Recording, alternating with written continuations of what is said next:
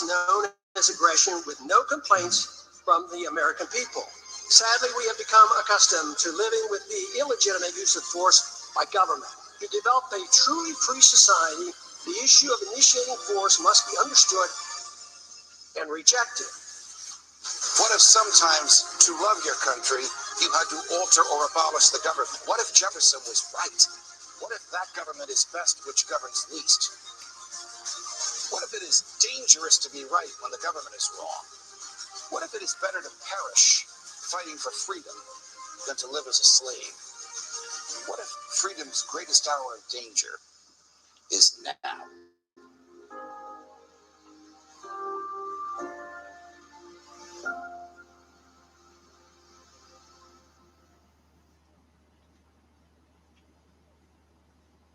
Grab purpose-packed ingredients for when life gives you a ledge, a swell,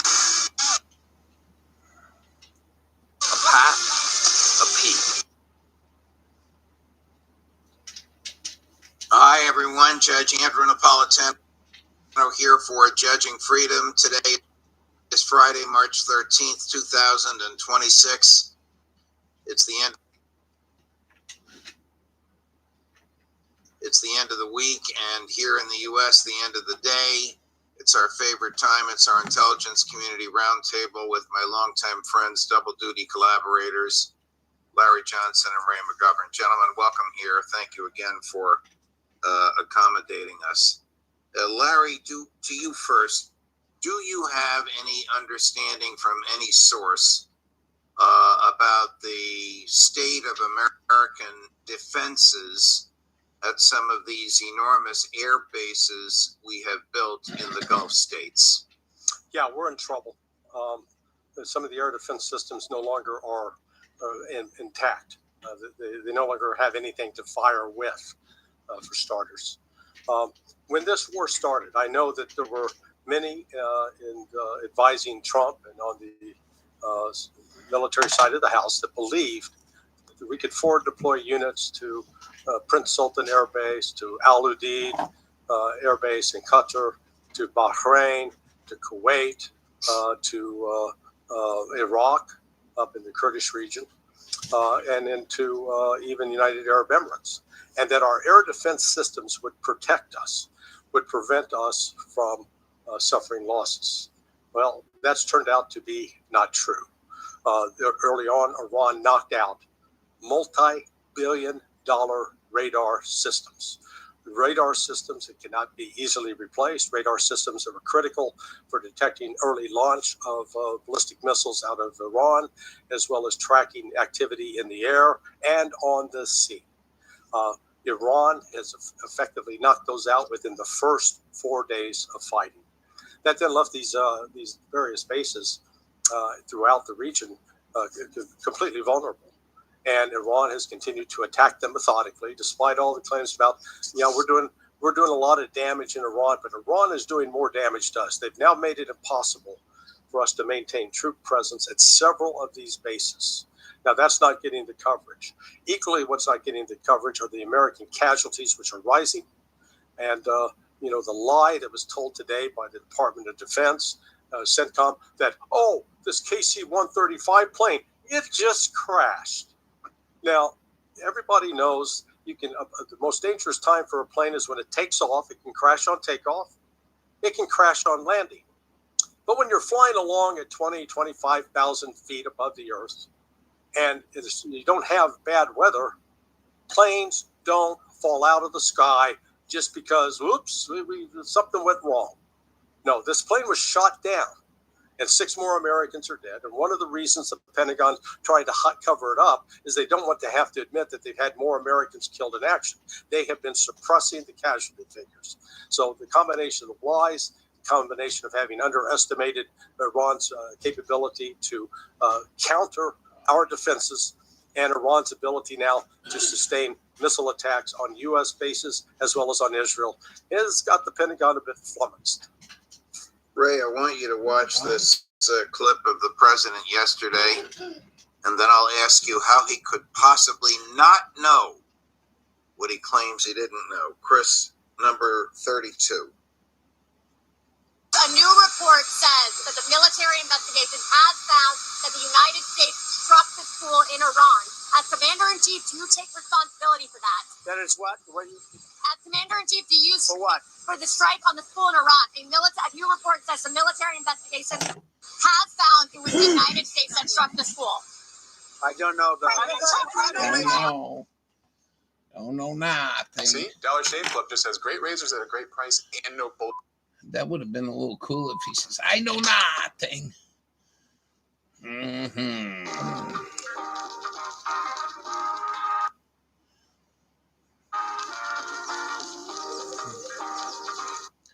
What the hell are you selling there?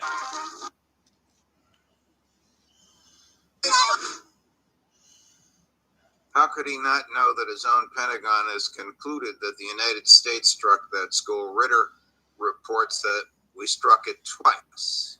First with a kinetic device to open up a hole in it, and secondly with an incendiary device to cook 170 little girls and their teachers inside. Judge, the President of the United States lies. Now, he's not the first President of the United States that lied, but this one lies all the time. He says whatever comes to his mind. 2 days before, when he was flying in an airplane, Hegseth and actually Witkoff were behind him, and he was asked a similar question. He said, I think that was the Iranians that shut down that school. And Hegseth, sort of creeping behind him, said, it's under investigation. In other words, we, the Defense Department or the Department of War, are investigating this. We will let you know in due course. And then the president didn't hesitate to say, no, what I've seen, what I've heard, it was the Iranians.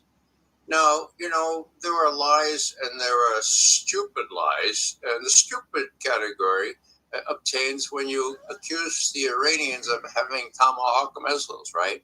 Or if you accuse them of having done this thing even before they knew they were going to be attacked, which has actually the chronological order in mind here. The Iranians hadn't even been attacked by the time of this. There was the first wave of attack, the same one that downed the supreme leader.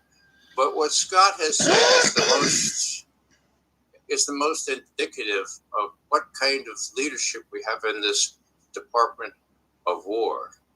Because if Scott is right, and he has been always right on such things, it was Hegseth that abolished the little panel that was very careful to make sure that targets were updated and that all the rules were involved were obeyed before you went and shut up schoolfuls of little girls, okay?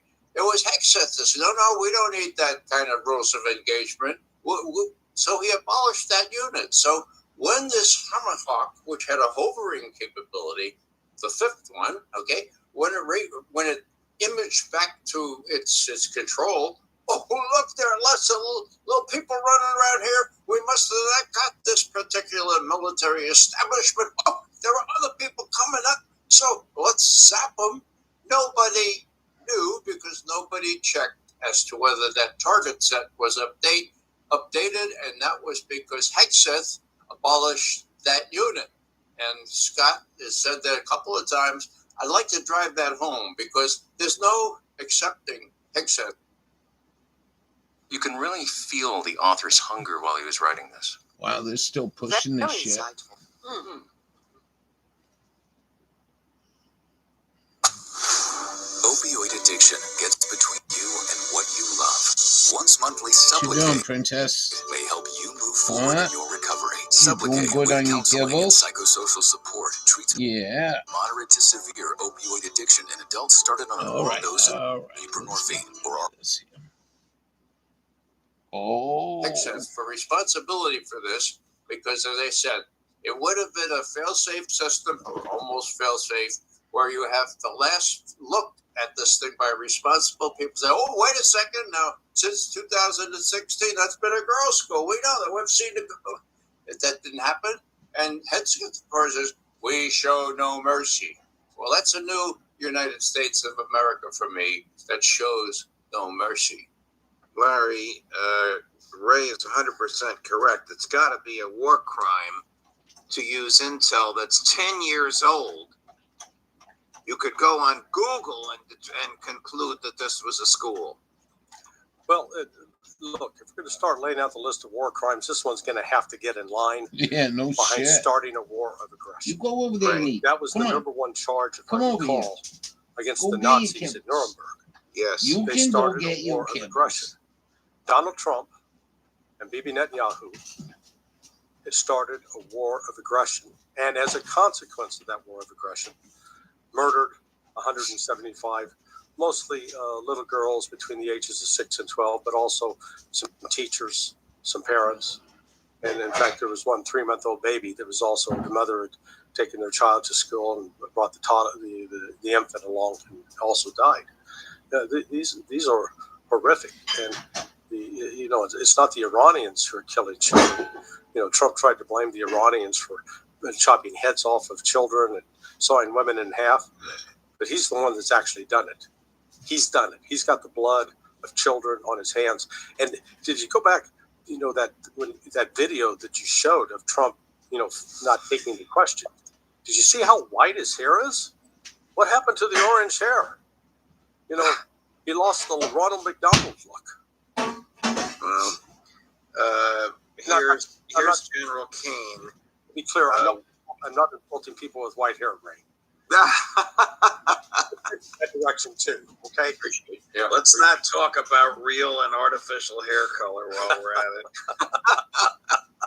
Here is General Kane refusing to answer in a clear way the number of dead and injured. Chris, number F. How many American casualties have there been, and where were the American service members when they were injured? It's a bunch of return to duty. So we've had a large majority have gone in for some medical treatment and return to duty. We've had in Kuwait, Jordan, down across the southern flank a little bit, a variety of places, most from one-way attack strikes. But I want to clarify that. I think what we try to do here is clarify those numbers rather than saying KIA or WIA wounded. Be more clear about that, because the overwhelming majority, almost 90%, thank God, are returned to duty. Minor injuries returned to duty, and so that number can look a certain way, and our job is to add some fidelity to it.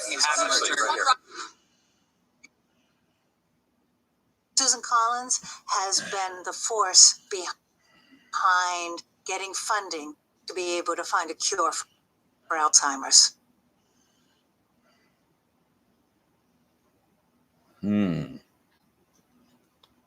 Interesting. See. It was the first sunny weekend of the year.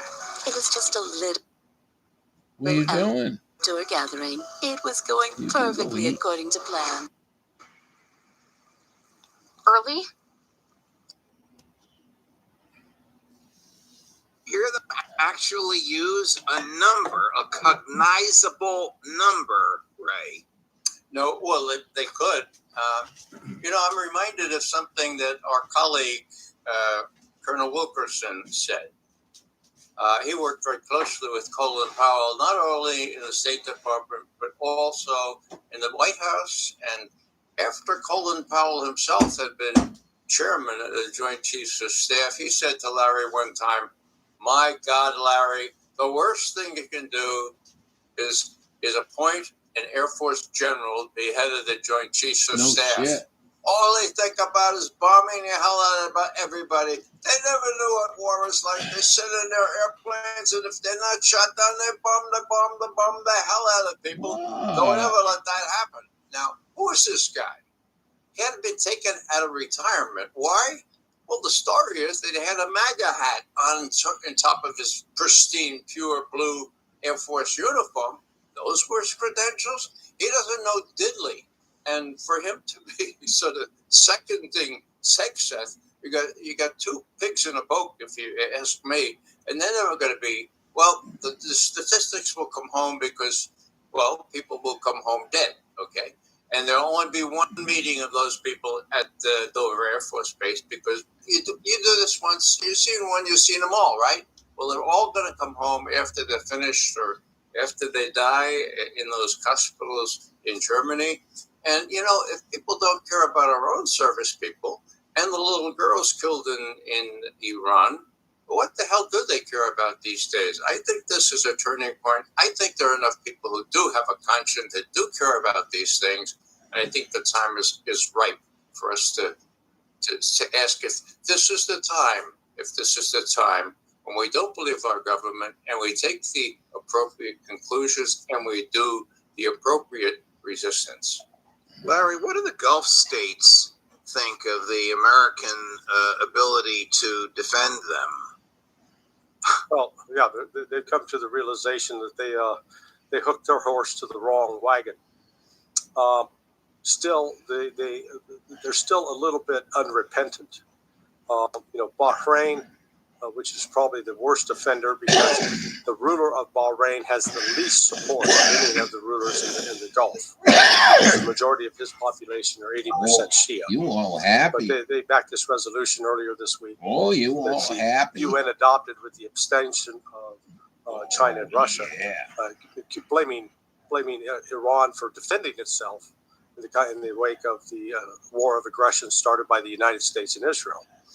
But I know that the Kingdom of Saudi Arabia have basically told the U.S. troops present in the Prince Sultan Air Base, "You're on your own. We're not doing anything else. You're on your own." I think they recognize that the United States cannot guarantee their security. They're already witnessing that the air defense systems that were supposed to work to prevent Iranian hits have failed, utterly failed, and that Iran's now in the driver's seat by virtue of controlling, having shut off the flow of oil, liquid natural gas, and nitrogen, urea, which is for fertilizer, out of the Persian Gulf. This is going to cripple the global economy. There will be, it's not if, it will be a global recession. The only question is how deep, and will it even go to a global depression? It's not going to affect all countries the same. Countries like Russia are going to do quite well out of this. China will also do okay. But Russia's going to do the best because it's got the oil, liquid natural gas, and the nitrogen needed for fertilizer. However, with a third, between 30%, 35% of the world fertilizer no longer coming out of the Gulf, you're going to look at conditions in some parts of the world of starvation. The food, you're going to get a dramatic reduction in food production. And that food production is going to lead to hunger. It's going to lead to further political chaos around the world. So, what Trump has done is he has essentially set the world on fire. Ray, I guess President Putin and Foreign Minister Lavrov have either a smile or a smirk on their faces. I mean, according to the Financial Times newspaper this morning, Russia is earning $150 million a day on top of what it was earning from its ordinary sales of oil. Well, if you listen to our Secretary of the Treasury, that's just temporary. That's just for like. I'll take that for a few days. 150 million a day. We're permitting this. I mean, it's delusional. I mean, didn't they think about this? My only defense is in not thinking this was going to be happening, because you have to be insane to do this kind of thing, and they did it anyway. Now, I'd like to focus on the Gulf Arabs, MSB and all these people. I remember Trump, just gloating over the kinds of money he's going to make from selling this kind of weapon system and this kind of weapon system, and then we're going to defend them, right? We can't defend them. We couldn't defend them, and now, according to Larry, they're defenseless. So, what are the Iranians doing? They're saying, "Well, look, we're really sorry, but those bases the Americans are flying, they're on your territory. So we'll limit our strikes to them for the time being. And you ought to think about all this for the future." And then Lavrov, I'm glad you mentioned Lavrov. His He's got this incredibly wry sense of humor. He's sitting there with all these Gulf Arabs, big Gulf Arabs, real tough and fat Gulf Arabs. And he turns to them and he says, so, there's an old Bedouin expression, you can't ride two camels at the same time. Do you know what I'm getting at? They look like this. Well, they can't ride two camels at the same time. One camel has had its legs cut out from underneath it, and the other camel is where they can have a decent relationship with Iran, which has no designs on the Gulf states other than to prevent them from being supply bases or fortified bases to threaten Iran. So this thing is changing slowly, but it's changing markedly, and the Gulf Arabs are left in the lurch. And the worst part of course, is there's oil or there's gas prices zooming here, and the Gulf, the Strait of Hormuz is still closed, and the Iranians say we're not going to open it. My God, that's a cataclysmic thing for the world economy. The world. Oh, but here's that Secretary of Defense who calls himself the Secretary of War.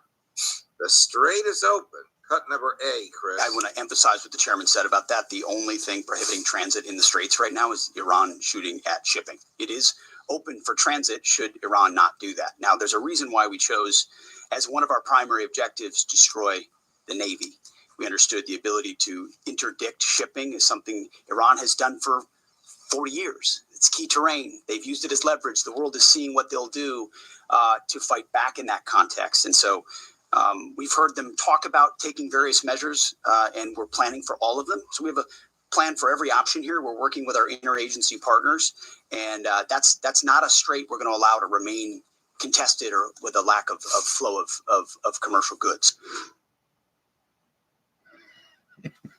Tahini, the irresistible blend of mild chilies, lime, and sea salt. What's your way to tahini?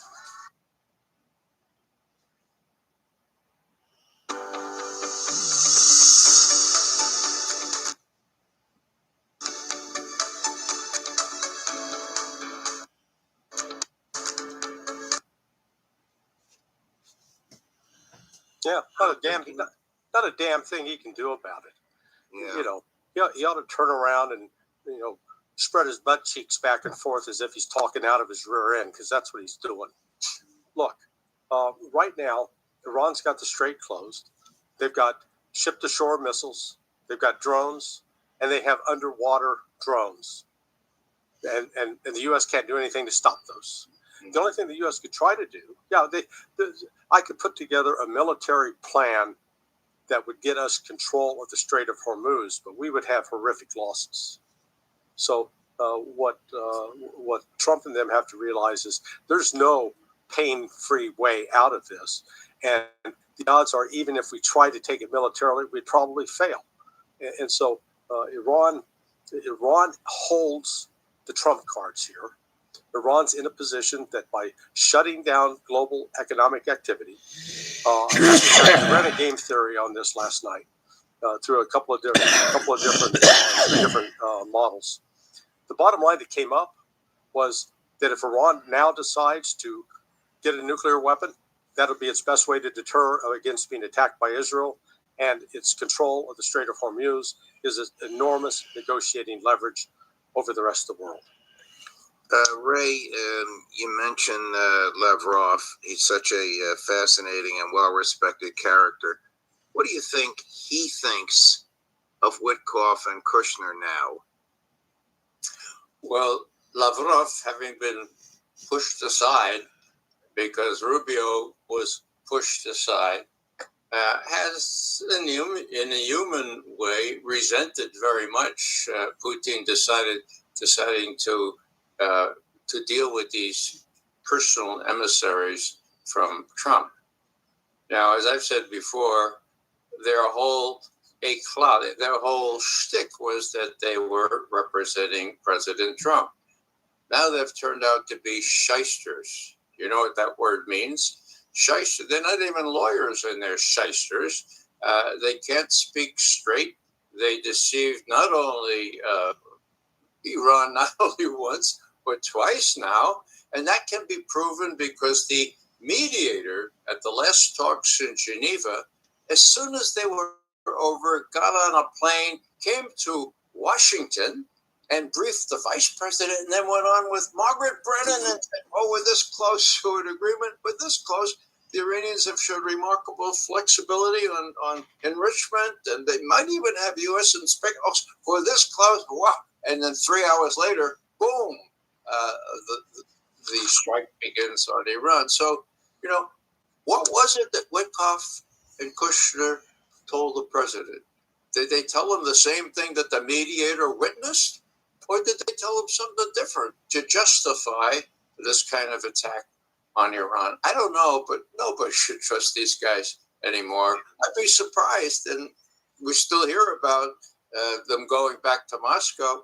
Count me skeptical, but I don't know if they'll show up there again or if they have any sense of semblance of credibility if they do. Larry, the president says that we have infinite munitions with which to attack Iran. Obviously, we don't have infinite, but how badly are we running out? How low is the supply? How dangerous is it? Or am I wrong to call it running out, low, and dangerous? Well, it depends on the weapon system.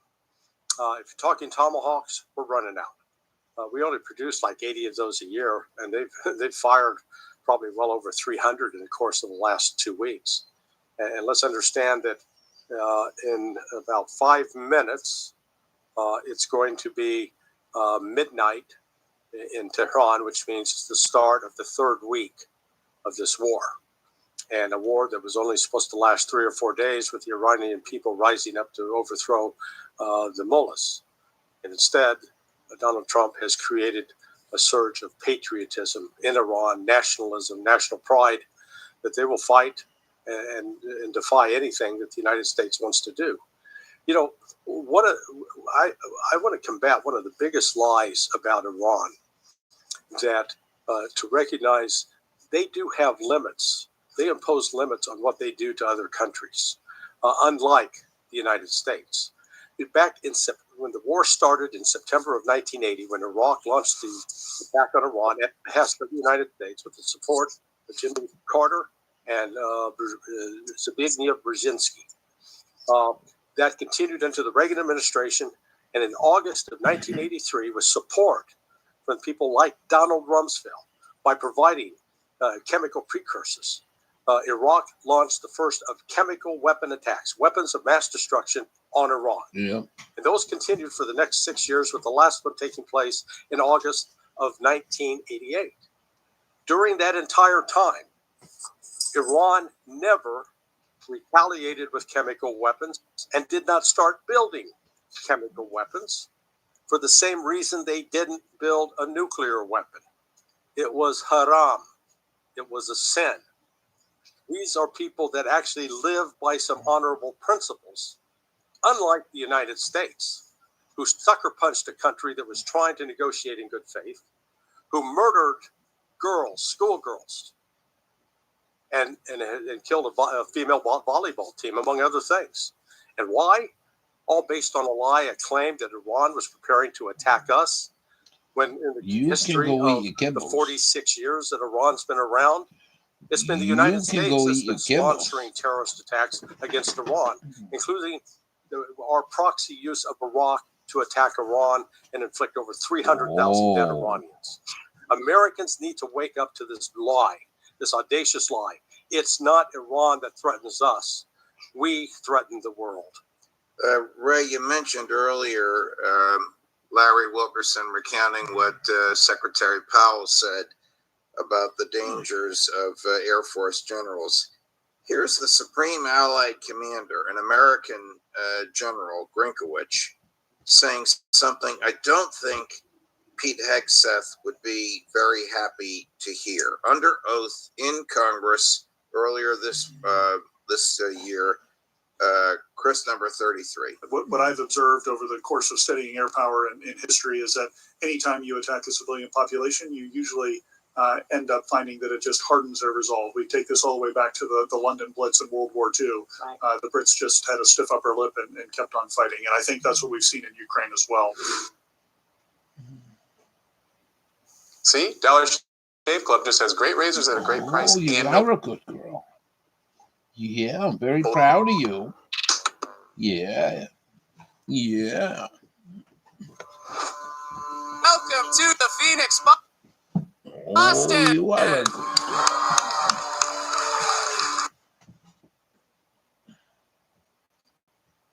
And in Iran. Well, the question was about Iran. Yeah. And that's why he said we've also seen it in Ukraine. That is the exact opposite of what Hegseth and General Kane their model for fomenting an overthrow of the Iranian government. Yeah, Judge, I don't know if there is any model, if there is any plan. Let me just say that I have a couple of children in this area, and I asked them. They're very well educated, and what does your generation say about this war in Iran? And they say, oh, well, there was no planning, and no place terrible. And when the president is asked, could we put boots on the ground, he doesn't rule it out. And then I said, well, why did we attack Iran? And they said, well, there was no planning. Well, there was a plan, damn it. It's all about Israel. For God's sake, our Secretary of State and National Security Advisor, the same guy, admitted it. The Israelis attacked Iran, and then, we were afraid Iran might retaliate against us, so we joined in and attacked. That's what he said, for God's sake. So why don't they know that? They don't know that because you and I, Larry, are making some sort of impact on people who are interested in knowing the truth, but we have a long way to go because the major media has failed miserably again because no one was held accountable after the Iraq thing just a couple of decades ago. Sorry if I feel emotional about this. No, you're no less emotional than we are, and the members of the audience are. Here's a montage Chris put together to show that things don't change. Cut number G. It is not knowable how long that conflict would last. It could last, 6 days, 6 weeks. President Trump has Donnie all latitude got in the away world with it. to talk about how long it may or may not take. 4 weeks, 2 weeks, 6 weeks. Okay. Al-Qaeda terrorists inside down. Iraq. They are the You world's need to number pee? one state sponsor of terror.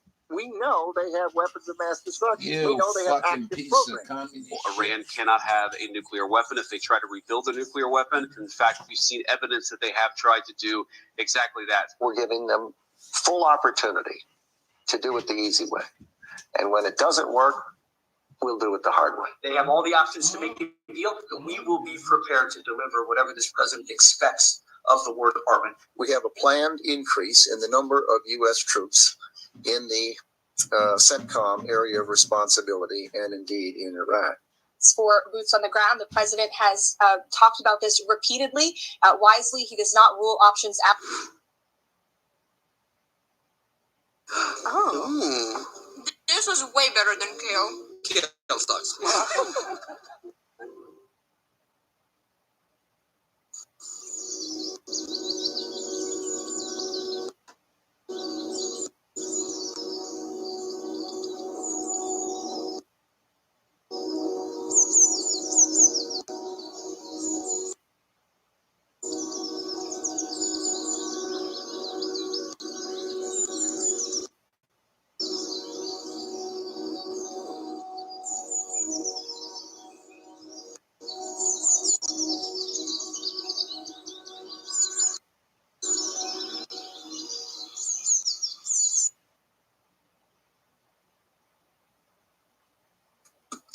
The more things change, the more they stay the same. Yeah, as Yogi Berra said, it's deja vu all over again. It was exactly 20 years ago that I happened to be able to confront Donald Rumsfeld, asking him these same questions. Why did you lie about weapons of mass destruction? Why did you lie about ties between Al-Qaeda and Saddam Hussein? It was a public forum. You can still see it on YouTube. It was 4 whole minutes we had this debate. Now, what's my teaching point? I got a call right after Willie. Oh, Mr. McGovern, this is Anderson Cooper. Like my program here is stirring out a lot of stuff here in Atlanta. It was in Atlanta. So would you come on my program? But first, I want to ask you a question. I said, what's that? Weren't you afraid? I said to myself, holy, this pretty boy on CNN, heir to the Vanderbilt orchard, not going to be out on the street with his hat out. He's asking me. So I said, Anderson, let me be frank with you, Anderson. It's a real high. Do your homework, ask a real question, okay? And you'll find it's a real high. I go, oh, I'll have my people call your people. No, don't. I don't have any people, Anderson. Just call the same number, okay? When I went on his program, the first question he asked was, weren't you afraid? They have no concept of what that means. They are all afraid. I'm sorry, but it's exactly 20 years on the 4th of May this year. And when you montage what back those memories, my God, it was awful. Larry, any last words? This is going to continue to get worse. They continue to lie. I think it was Doug McGregor on your program that noted this was like listening to McNamara at the Department of the Pentagon, at the Pentagon back during the Vietnam War, lying about how well we're doing, when the reality on the ground is different. Gentlemen, thank you very much.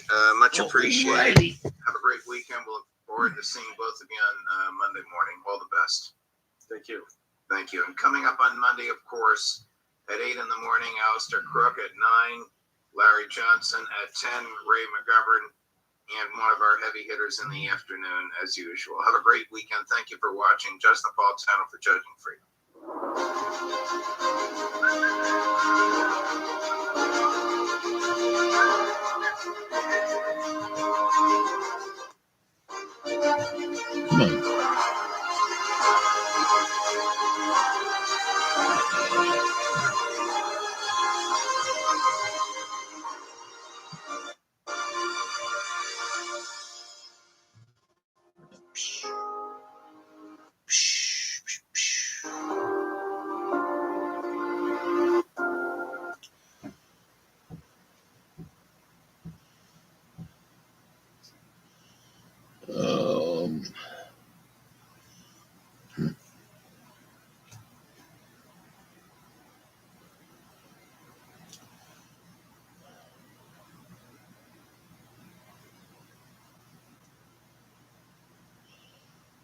Who's this?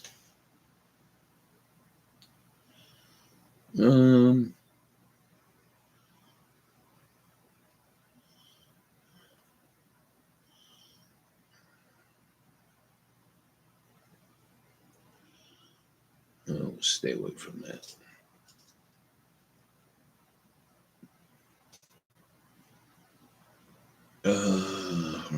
Right. Let's do this one. Where'd he go?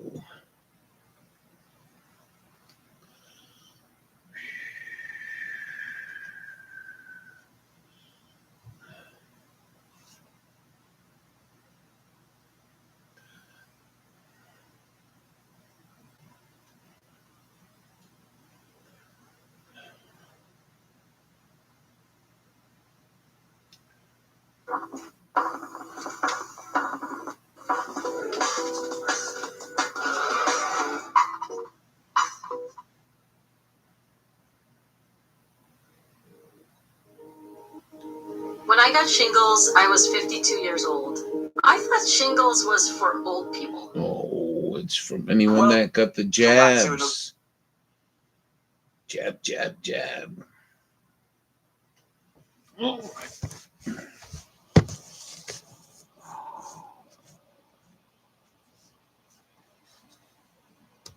Another episode of The Wandering Turnip explores the most ridiculous, unusual, bonkers, disgusting properties that are for sale. on Rightmove. We have been covering it all. In last week's episode, we were looking at cheap flats for sale in London. I say cheap, they were still really expensive. But yeah, some of these were so small, tiny little box rooms, going for like 300 grand. So I thought this week, let's be a bit more adventurous. Let's go find some bonkers things for sale that you can actually buy. And I've got some absolutely awesome ones to go see. But I might have to climb over a few walls today. So I'm bringing back my iconic disguise. Let's go get it on. You regular viewers will know what it is. It is the hard hat, high vis, and a lanyard. And I disappear into absolutely any setting. No one will take a double look at me. Right, let's go to property number 1, and it is a beast. So today I have got 3 unbelievable properties to show you, from a Victorian structure which you could convert tomorrow, which actually comes with a load of land. We've got an old school, a giant mansion that was a school. You could have it as whatever you want. That's again on for not too much. And then finally we are finishing with a ridiculous £3 million property. Well, you could do many things with, and you should stick around to the end to watch me get inside that property. Right, let's go check them out. Okay, so here we are at property number 1. And you will all know that I absolutely love a mill chimney. In fact, I went to see a mill chimney that was for sale recently, and you all said it would be an absolute logical disaster to convert. Well, how about this? A Victorian water tower. Check out this absolute beast of a structure. I mean, I genuinely love this. I think that is absolutely awesome. And let me just get up. In fact, let me show you the listing quickly, because that'll have all the information about pricing on it. But you get the water tower. You also get a shitload of land with it. I mean, I think it's got planning permission for like 5 structures on here. Anyway, here's the listing. We'll come back to it. So here is the listing for property number 1, and it is the Victorian water tower, which is called Cox Hill, and it is in Gainsborough. Now, it's on for £295,000, which I actually think is a pretty good deal when you get the tower, but you also get a lot of land with it. And it says here, a truly rare and unique development opportunity, a Grade 2 listed former Victorian water tower with full planning permission to convert the tower into an architectural dream home. Now, look at all the land that comes with it, because you also have planning permission to build all over this land as well. So it's not just to convert the tower, but you can also build, which I think is just fantastic. I want it. So look at it. What a cool building. It very much does have a mill chimney feel to it, and I think it's fantastic. And I have seen quite a few of these converted, and you can like stay in them on Airbnb, and you can, some people do live in them. I think there's a couple at the moment who've just bought one and doing it up. So the possibilities are there. It's a fair bit of chonk actually as well. From far away, I didn't really think how wide it'd be, but it's got quite the big base to it.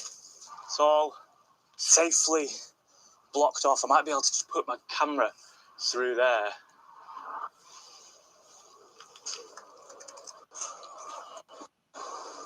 Huh.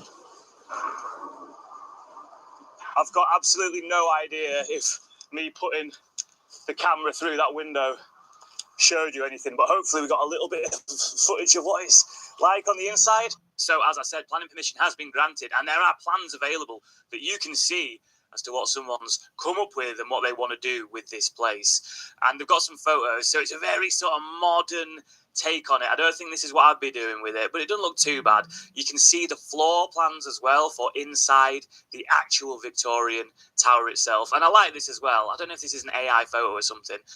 There's the tower, there's a modern car, and there's a car from about the 1940s. Right, I'm going to be wrong here, but is that a Morris Minor? Someone prove me right or wrong. So you get all this land here. A huge amount of land. I absolutely love it. I think it's incredible. And for the price, what you get with this, I genuinely would absolutely love to get this. £295,000. Yeah, so it is a Grade 2 listed water tower, so you can't knock it down. Good. Don't knock it down. Convert it. It's a 1 acre plot that you get with it. And I love that it says as well, potential for a grand design style project. Now, I'm one of the few people in the country that's watched every episode of Grand Designs 3 times. And we all know that if you say something's going to be a grand designs project, that ain't good. They all end up over budget. Quite a few of them end up in divorce, and everybody ages about 20 years, regardless of how long the project is. But I think it's absolutely amazing. Fuck, a water tower, a Victorian water tower that could be yours. But not even that much money. That's cheaper than the flats I was looking at in London last week. Right, on we go though. We've got a lot of property to show you today, and they're all bonkers. So if the water tower hasn't done it for you, let's go look at a school that's for sale, or it used to be a school, now closed down, but it's still pretty cheap. Let's go. This is just a quick advertisement for the incredible drone that fits in my pocket, the Hover Air Pro Max. I've been absolutely loving this drone. So the valley where I live feels really cinematic today. The fog's come in, the trees look awesome. I thought I'd take this up into the woods, show you some of the amazing features, test out my flying ability amongst some trees, and just have a bit of fun with this great drone. Let's go do it. So with the manual control, you really can take this drone anywhere, and the cinematic quality that the drone brings is so good. I absolutely loved flying this drone through the trees, and I felt totally safe doing so. The control you have over the drone is really good, and it let me get some awesome shots whilst taking risks, and I felt totally safe doing so. But also with the follow features, you can just chuck this drone into the sky and let it follow you wherever you go. It literally becomes your personal cameraman with amazing features like the dolly track, the orbit. You can do so much with just the push of a button. It's a brilliant bit of kit for anyone that takes photography seriously, or just for someone who wants to have fun with a drone. It is so good.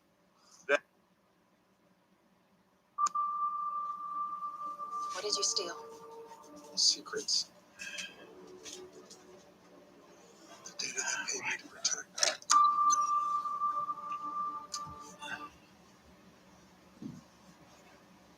There we go. The Hover Air Pro Max. An absolute beast of a drone. It fits in your pocket. Check it out in the description below. Right, back to the video. Obviously, this disguise is my absolute favourite, but I've got a new one to try out that I might just bring to the channel for more, what should we say, public places, because the next place I'm going, this place is in the middle of nowhere, really. The next place, I think, is a bit more public, so I need something which will make me blend in even more, or make people, avoid me even more. So we are transferring from the hard hat high-vis lanyard to the hazmat suit, hard hat and lanyard, the ultimate disguise. I think this will make people both fear but also respect me at the same time. So this is what we're wearing for the next one. What do you think? Okay, so here we are at property number 2, and I said it's a school, or it was a school, for sale. And it's only on for 360 grand, and let's all face it, we all, or most of us, went to school. And I think it was a high school, so it's pretty fucking big. And well, I'll show you, because this is what you can get for £360,000, an old school. I mean, look at the size of this. Just goes on and on and on. All of this, 360 grand. So here is the listing for the school that is for sale. As I said, 360 grand. And when you see the size of the building, I know it's a bit of a wreck, but still, £360,000 for all this. And it's a lot of land that comes with it as well. And it's quite a magnificent building. I know it is beyond its best days, but it still does look kind of cool. It's flipping huge. It's absolutely huge. Oh yeah, there's a bit of a sign that it was a school. What does it say there? Junior girls. Junior girls. And now, like, proper boarded up, innit? Real boarded up with them metal ones. But it says there, Lee Road School, built 1906. I'm not sure if the hazmat suit is doing its job of keeping me hidden from society or actually drawing attention to me. But let's face it, no one's fucking with a guy in a hazmat suit, really, are they? Someone turns up, stop! No further! Radiation! Stop! Asbestos! Stop! Snakes! I think we're covered, but what a flipping majestic building. 360 grand. Can you believe that? This will have been the old playground as well. You could have yourself a school. You don't need to open it up as a school again. Open it up as a massive mansion.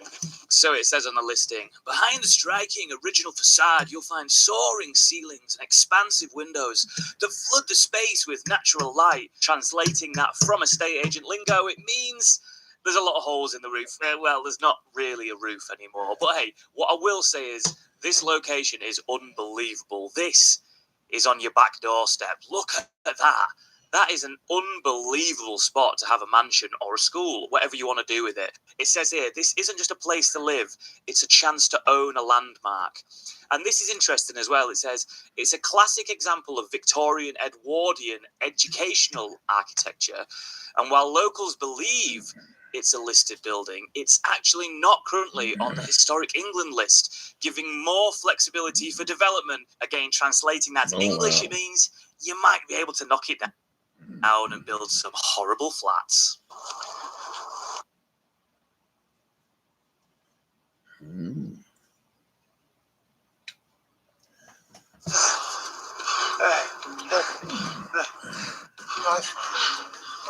when you get iPhone 17 Pro.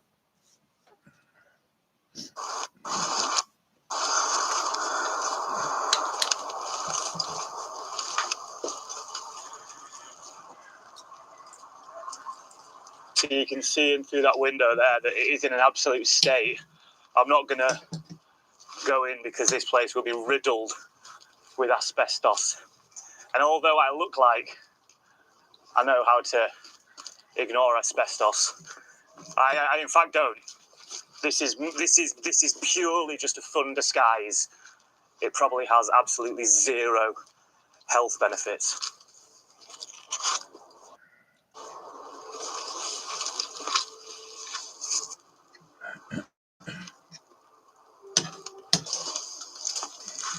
So on the listing, it shows that someone was brave enough to go inside and get photos of all around the school. And we like to say that it requires a bit of modernisation. But one thing we also want to say is remember that you're not buying the house, you're buying the neighbourhood. And this is a lovely little town with a B&Q and a Wickes because you're going to need them. You can see from just putting the camera in another door there as well how trashed it is on the inside. I mean, maybe it is just a knocky-downy job. Cool building though, 360 grand for all this. Shit, it's just started chucking it down. Ugh, must shelter. Must gain shelter. Hide in bush. Hide in bush. Ugh. So this is a good time to tell you about a few of the good qualities of this place. Obviously, it's a project. It's going to require a full rip-out. However, we like to call that a challenge. What's important is to focus on the positives, and that is parking. You could get 9 to 13 hatchbacks or 8 small vans in here at once, which is a highly desirable quality of any property on the market at the moment. Okay, I think I can get out of bush now. Oh, man. So, yeah, if you thought property number 1 was cool, but just not hard enough, why don't you take on an abandoned school? Right, let's get out before people start to think that I look dodgy. Ugh. Nothing to see here, world. Keep on walking. I think I like the way people look at me when they see me full haz. I think the power of the hazmat suit might be going to my head. Like, oh, that guy's up to something. Yeah, I am. Right, let's go. So here we are, approaching the final property. The property that if you want, it's going to cost you over £3 million. And you're probably thinking, I'm out. Well, let me show you first, guys, because I think this is going to appeal to quite a lot of you. And I'm so excited to get down and show you it. If we can get down and show you it, I'm sure I'll be able to find a way. Okay, so it's just down here. What are you thinking? £3 million.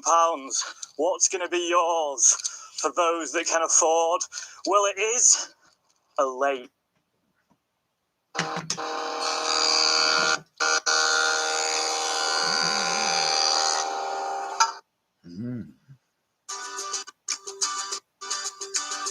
Hey, Holmes, find me a 3-bedroom home in Atlanta, near a Whole Foods.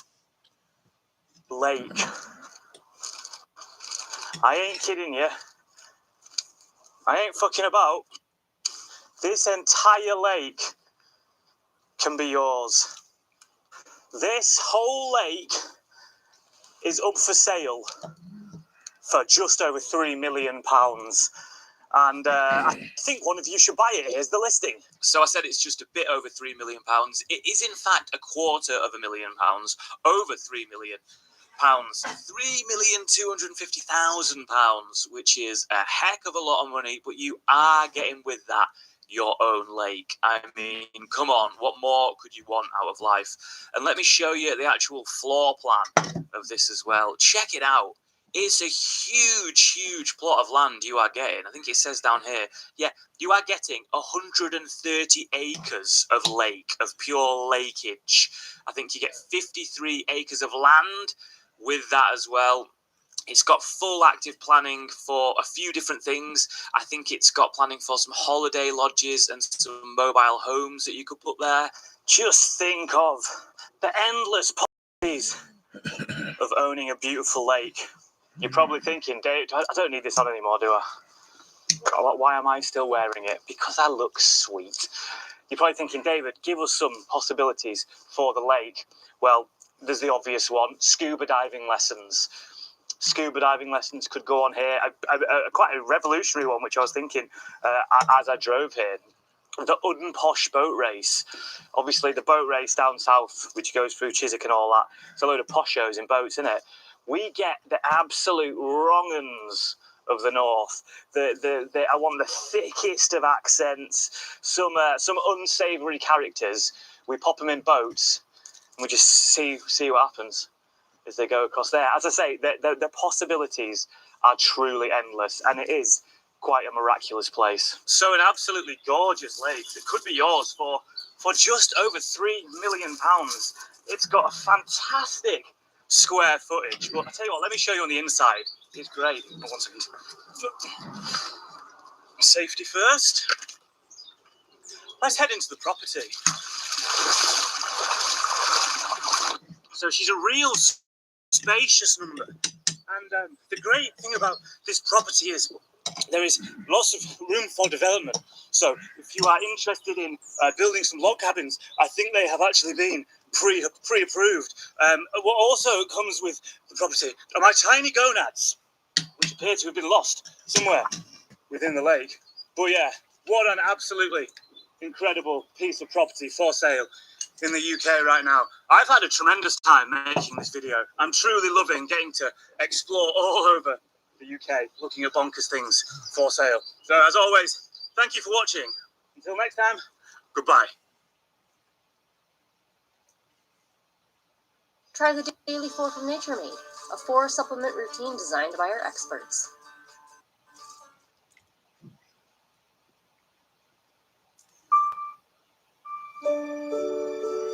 Someday, their little hands won't be so little anymore. Until then, let's escape together, hand in hand, on a Disney cruise.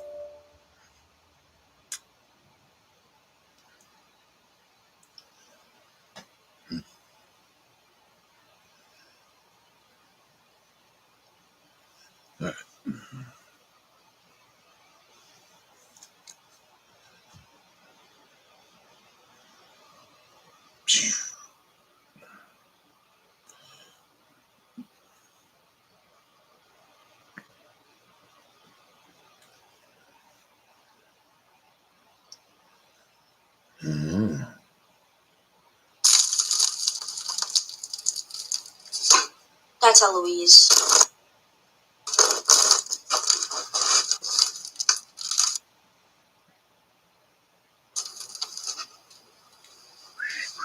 Oh, Hell yeah. Squish test.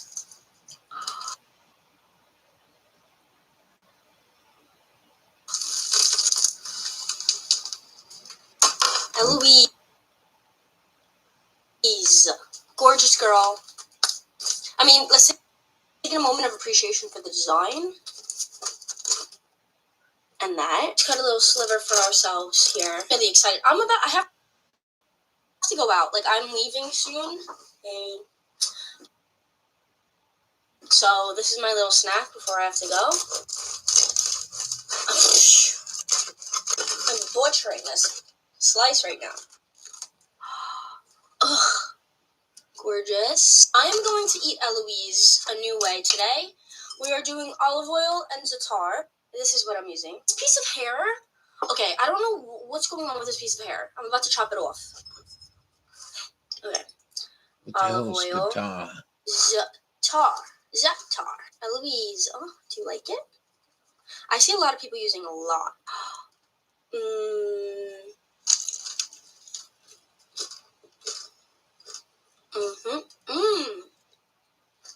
Yeah, she's beautiful.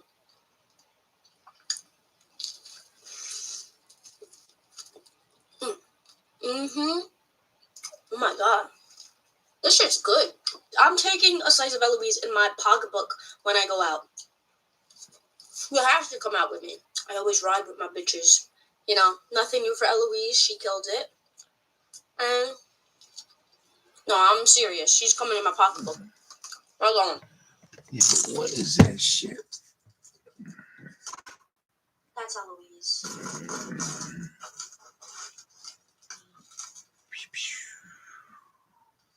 Hell yeah. Hell yeah. Squish test.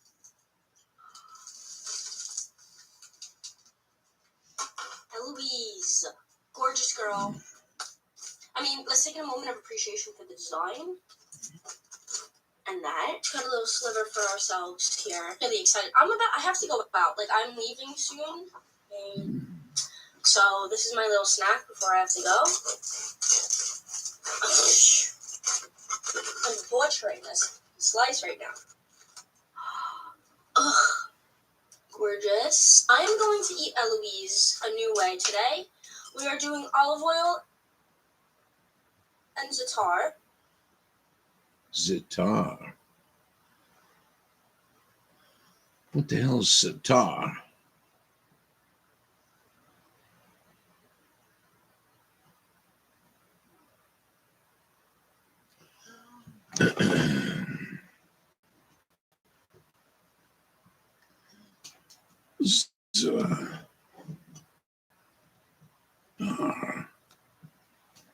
Food, spice. Try this. All right. What is it?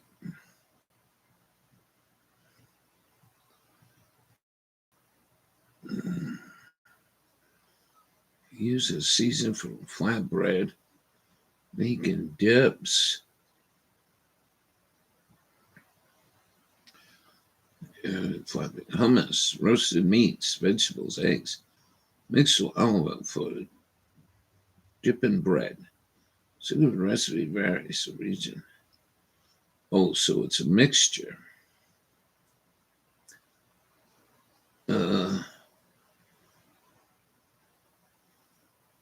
Levantine cuisine.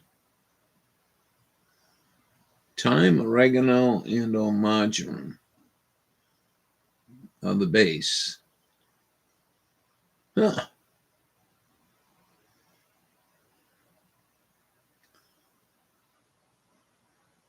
Sumac, sesame seed, and how to use it. Dip and mix. And I'm not seeing the one she's got.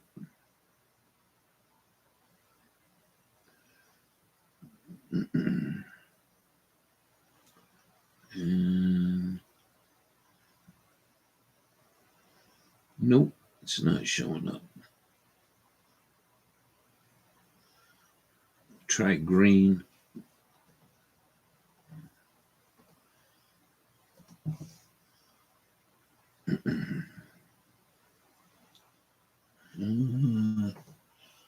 read the label on there.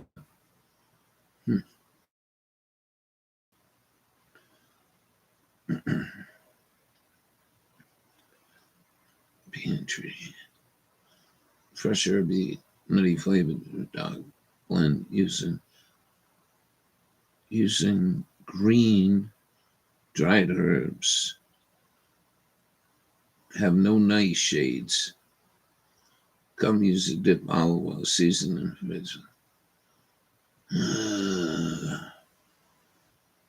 Typical include roasted thyme, sumac, toasted sesame seed, and often added like margarine, savory, and oregano. Wow, that's quite interesting.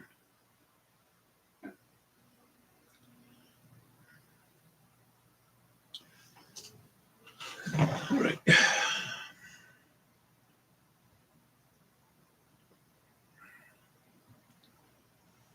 Mm-hmm.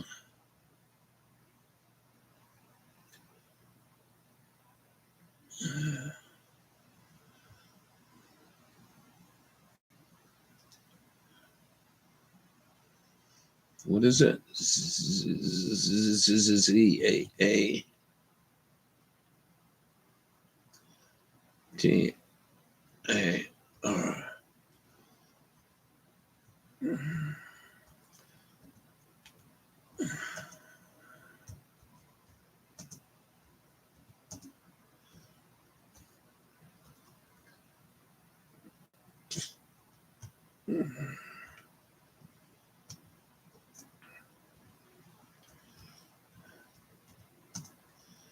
All right.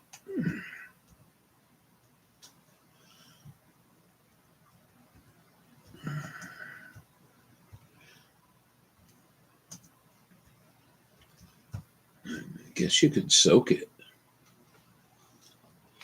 Bum, bum, bum, bum, bum. Very, very cool.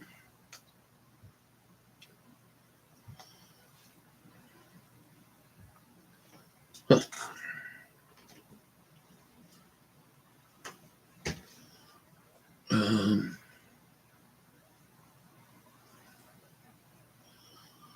Go back for my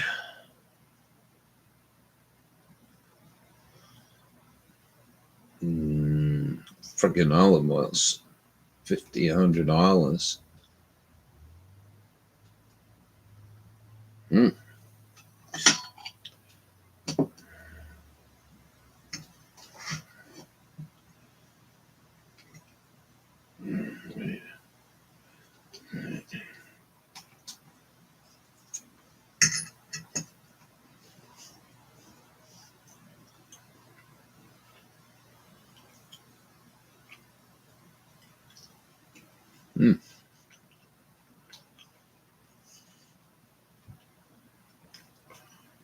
Oh.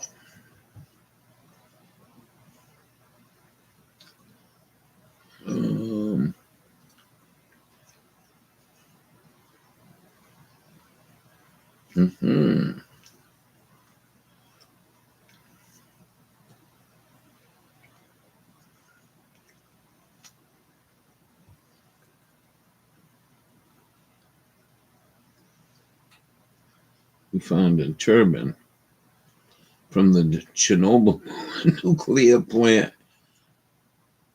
What's his name there, Leslie? Artone? Anton. Better watch what the Anton's doing. All right, where's the other one? Oh, come on, man.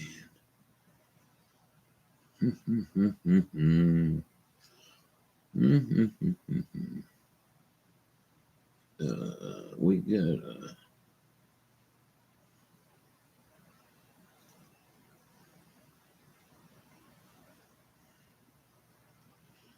where the hell did it go?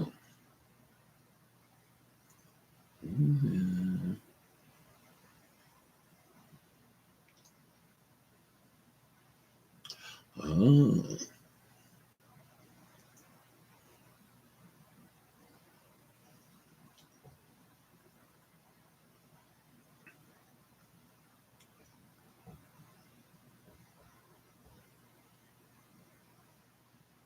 All right.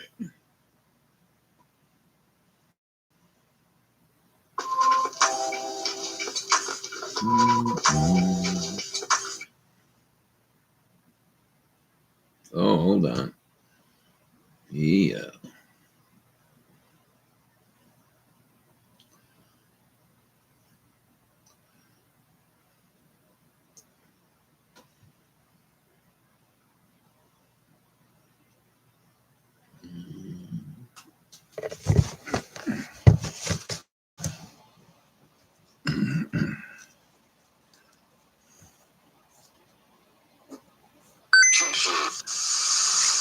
The Jolly Roger was the flag flown by pirates in the 1700s to signal that they were about to rob you.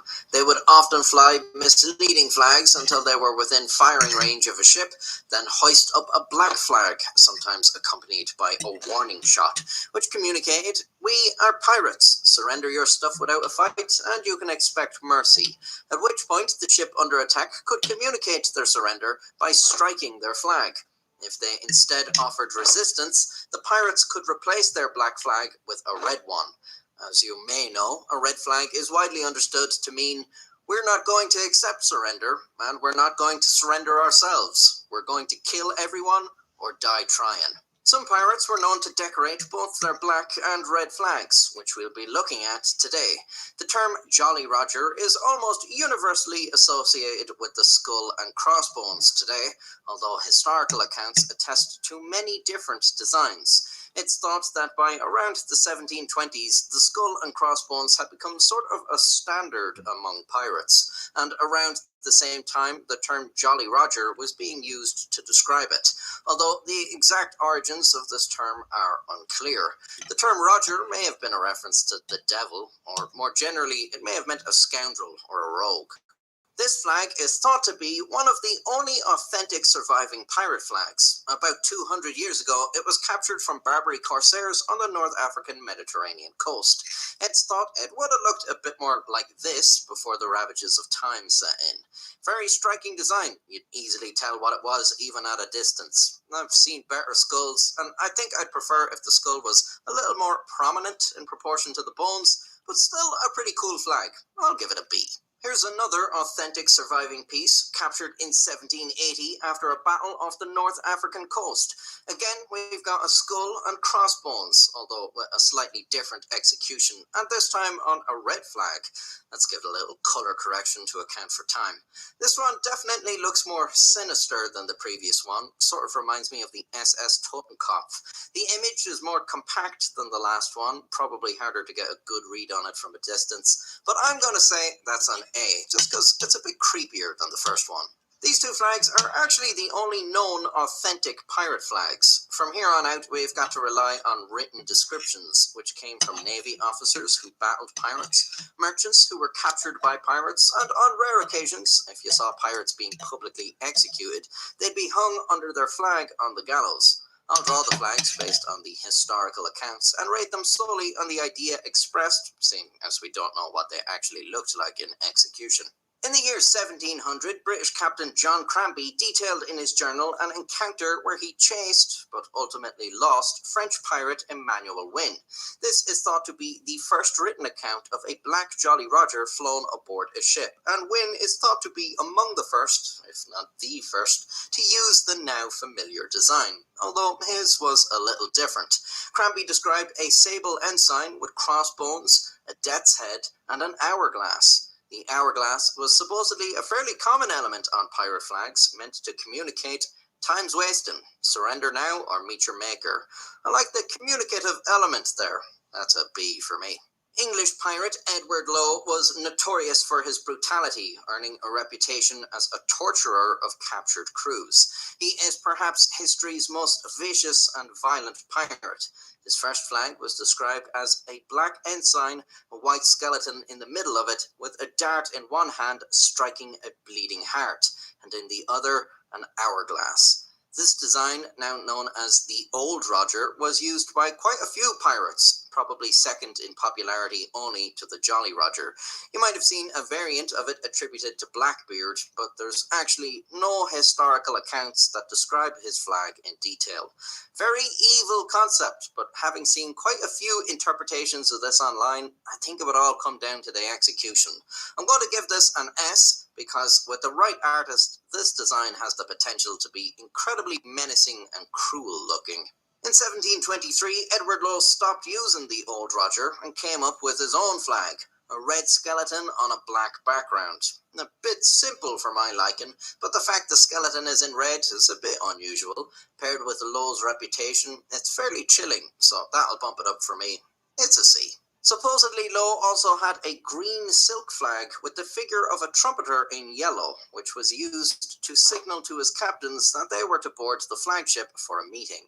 Probably shouldn't even include this one, as it's not really a piracy flag, but it's my video. F. English pirate Samuel Bellamy, in contrast to Lowe, was known for his mercy and generosity. He was one of the wealthiest pirates during the golden age of piracy, despite only being a pirate captain for little over a year before his ship sank in a storm. The wreck was actually discovered in 1984.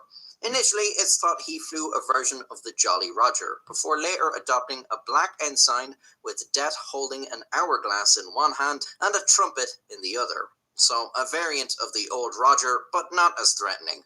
D.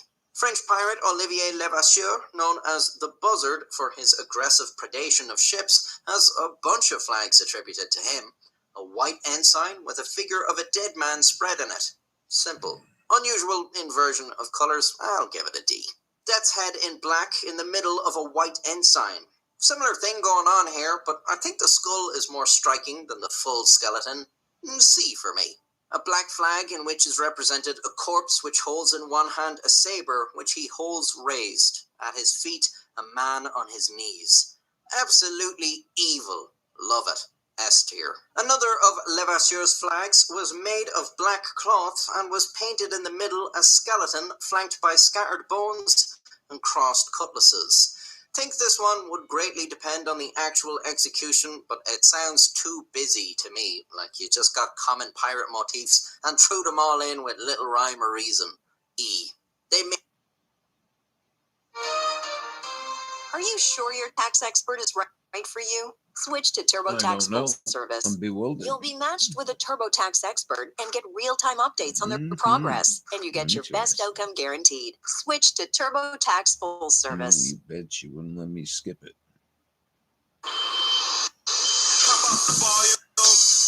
Go ahead. Crank the volume. We got you. USPS has increased. They made it of black silk. In its center, there was the figure of a naked man with a cutlass in his right hand, and the left one holding a decapitated head by the hair. Creepy as all hell. Easy A. Black flag in which, for figure, there were 4 skulls and 2 bones in cross, with white tears. Again, I'd really have to see what the final product actually looked like. I think it would depend on how much the tears are complementing the design versus adding unnecessary noise. Without knowing that, I'll say E. The last of Levasseur's flags, finally, was a black flag with a skeleton holding an hourglass and a sword, teardrops, and a man lying down. Too much going on, that might have to be an E. Bartholomew Roberts, a famous pirate who is regarded as the most successful pirate of the golden age of piracy, based on the number of ships he captured, over 400. An eyewitness report from 1720 describes his black flag with a death's head and a cutlass in it.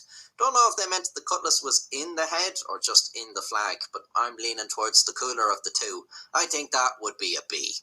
Another eyewitness account describes a death's head and an arm with a cutlass, which may actually just be a better description of the same flag, but I'm going to count them as 2 separate designs. I think you're losing something by adding an arm beside the skull, and the image becomes less cohesive.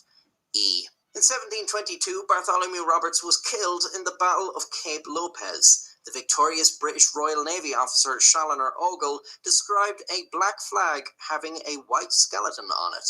Quite a few pirates are mentioned as having this design. Simple, but classic. I think I'd have to put it at C. Bartholomew Roberts being quite famous, there are some later accounts that claim he had a few different flags, like of himself holding an hourglass with death, or himself holding a sword standing on two heads. But these accounts were not contemporary and do not divulge how they came to know this. So these flags are likely not real, and I want to keep the list as things that at least probably looked something like an actual flag flown by pirates. They're not S tier anyway. Welsh pirate Howell Davis had what was described by an eyewitness in 1721 as a black flag with a death's head. So, simple variant of the Jolly Roger, surely used by many pirates. Can't go wrong with a white skull on a black background. B. Another flag supposedly used by Davis had a gun and sword. It's alright, gets the message across I suppose, but nothing too frightening. D. Another Davis flag reportedly represented a man asleep and a skeleton with one hand a clock, a sword of the other. What made the author of this claim think the man was asleep and not dead is beyond me. Maybe he was under a blanket. I'd have to see it, but I'll generously give it a D, assuming these elements were put together in an intimidating fashion. Unidentified pirates spotted at Barbados in 1718 were described as flying multiple death's heads on a black field. One is much better, in my opinion. D. Philip Lyne was a crewmate under Edward Lowe and maintained Lowe's reputation for cruelty when he set off on his own in 1725. However, later that year he was captured after being badly wounded in a brutal battle at sea, with one eye shot out, with which part of his nose hung down his face. He lived to face trial and hang alongside his surviving crew, their black silk flag before them, with the representation of a man in full proportion, with a cutlass in one hand and a pistol in the other extended. How scary was the man? I think an exceptional design for this concept could maybe be a D, but in all likelihood I'd say it was closer to an E. Thomas Nichols was a pirate who left the life behind in 1718 in response to King George offering a general pardon to any pirates who surrendered within the year. One of his victims claimed he had in his flag a dart and a bleeding heart. Nice, simple iconography that effectively conveys suffering, which I like. But I think I'll have to bump it down a bit just because it does look like something that might appear on a Valentine's card. D. I'm going to call it there because while there are more descriptions of pirate flags, I think we've covered all the major elements here. There's no point going on endlessly about minor variants. There's already a few flags on here that aren't all that different from one another. But that's my list. At the top we've got designs that I think are cool and that to me would communicate the most amount of terror. And at the bottom there's just a lot of random bullshit on the flag. Do you agree with my list? Are there any flags that you think I was overly fair or unfair to in how I drew them? Like you thought the description sounded sick and then saw my interpretation and thought, but not when you draw it like that. Or maybe a drawing sold you on a concept you didn't think sounded all that great. Let me know in the comments. And if you liked the video, I have many more about other things from history, near and far. So watch them. And subscribe if you want to see more in the future. Join the channel membership to support me monetarily and receive some bonuses. And until next time, stay safe.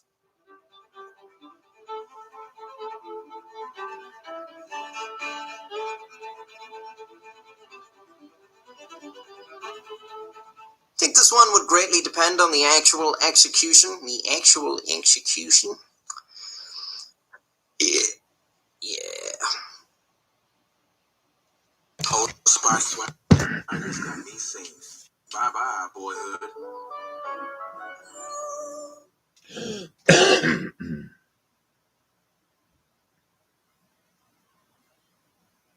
This is Lovable, the AI app builder that turns ideas into reality.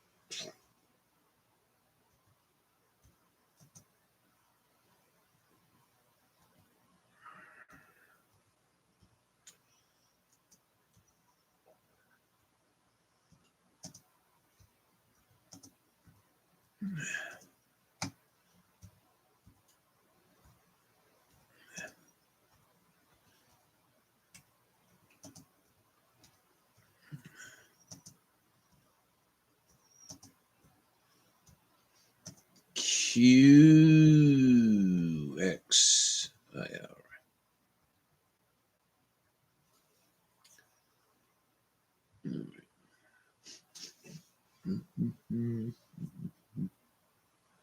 What's this?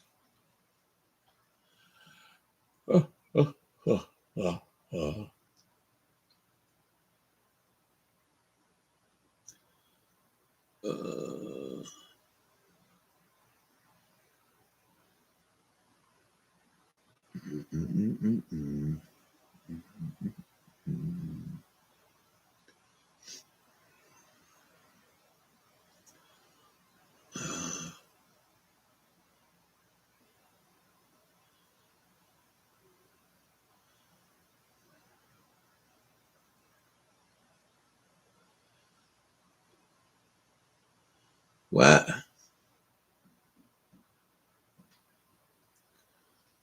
We'll watch one more.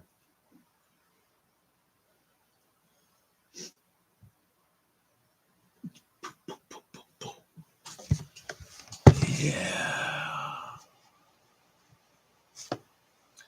Hold on.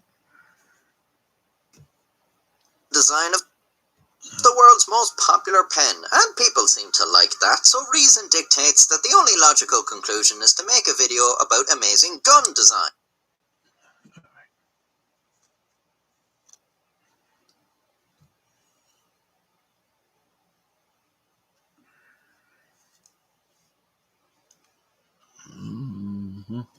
Come on, man. All right. Here we go. Where's my cursor? There it is.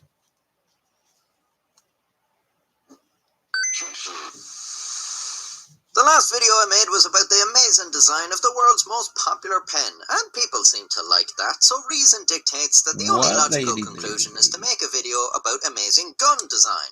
I don't know much about guns, but through my love of history, I do believe I have discovered the greatest gun ever. This is the Apache revolver, which was popular in the French underworld in the early 1900s, favoured by hooligans and muggers and the like. And it's not hard to see why. Thanks to its folding design, it's easy to conceal, and you can actually unfold it into 3 separate weapons, like a transformer. You got your knuckle duster for punch-ups. When the stakes are a little higher, you just do some unfolding, and you've got a knife for stabbing action. And when neither of these options are enough, it's time to start blasting.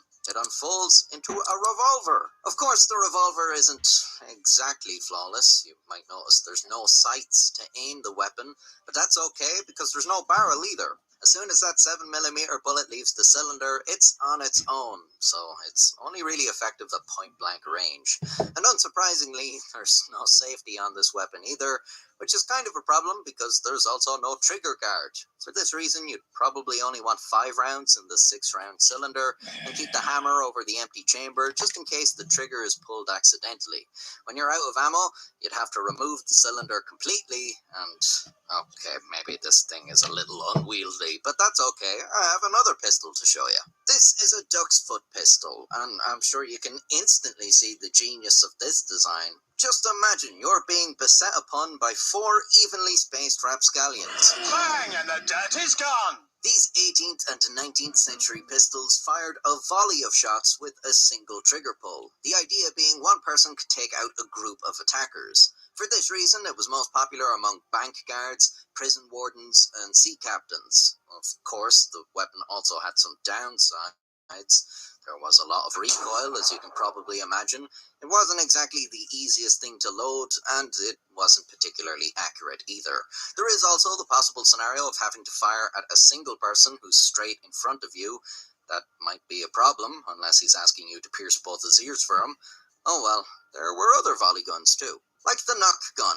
This flintlock was used by the British Royal Navy during the early stages of the Napoleonic Wars. It featured 6 barrels surrounding one central barrel for a total of 7 barrels. When an enemy ship was approaching boarding distance, you'd have men up on the masts firing volleys from their knock guns and decimating the enemy crew. It was his heart, but hours away from a big city hospital could mean the end. It wasn't, thanks to Susan Collins' tireless fight for Maine's rural hospitals. Today, local hospitals are receiving the critical equipment that save lives. What two fruits can help ripen an avocado quickly? Is it an orange and a lime, a peach and a strawberry, or C, an apple or banana? Apple.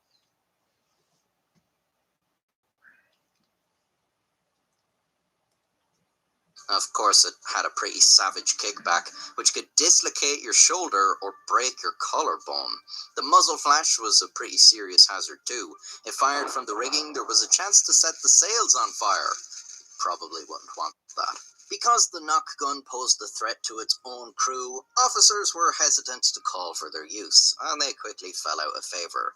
But I still think this volley gun stuff is a good idea. How about a gun that you don't have to hold while firing? Then the recoil wouldn't be a problem. This is the Infernal Machine. From the name alone, you know this one's gonna be good. 25 rifle barrels, each containing 6 to 8 balls and over a dozen slugs. There was only one Infernal Machine, made by Giuseppe Marco Fieschi in 1835 to kill King Louis Philippe I of France. Now, here's a gun with some serious pedigree. As the king and his convoy marched the streets on their way to the annual Paris National Guard inspection, Fieschi laid in wait with the Infernal Machine pointing out the window of his third-floor apartment. As the convoy passed below, Fieschi fired the gun, and it surely earned its name as the Infernal Machine. 400 projectiles were fired into the crowd. 18 people were killed. Unfortunately for Fieschi, the king was not one of them. He had been grazed on the forehead and only minorly injured. Around 20 other people were also injured. Unfortunately for Fieschi, he was one of them. 4 of the barrels had misfired and 4 had burst, causing Fieschi severe wounds to his head and hand. His escape was foiled by the trail of blood he left behind, leading to his capture. 2 of his fingers had to be amputated, which sucked for him because he was later executed for his crime anyway. French artillery officers inspected the Infernal Machine afterwards, and were glad that Fieschi was not more experienced in gun design. They believed that had the barrels been angled out rather than parallel, the king would have been torn to pieces, and an additional 200 people would have died. Okay, so it didn't reach its full potential, but I still have other contenders. The Puckle gun is one of the first ever guns to be referred to as a machine gun, patented way back in 1718. It was designed as a flintlock revolver. Oh God, I can already tell this one fucking sucks. Basically, you'd fire, then operate a crank to turn the cylinder, and when the cylinder was spent, it could be removed and replaced with a fresh one. With this, the Puckle gun could achieve a rate of fire of about 9 rounds a minute, which is pretty laughable for a so-called machine gun, but at the time, even a very experienced musketeer could only hope for a maximum of maybe 5 rounds a minute on a good day. What Major Sharp says makes a good soldier is the ability to be able to fire 3 rounds a minute. Griff knows what it means to wake up at 4 a.m. with the rest of us. I don't see anyone like that in Washington. He cares. He gets Maine. He gets us. I love every corner of the state and every person in it far too much to just stand by and watch it be ripped apart.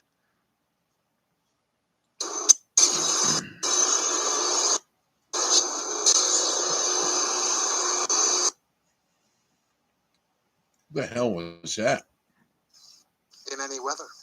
What's really interesting about the Puckle gun is how its creator intended it to be used. It was invented by James Puckle, whose patent for the weapon has been described as containing more rhetorical fervor than technical rigor. You see, the gun could be set up in one of 2 configurations.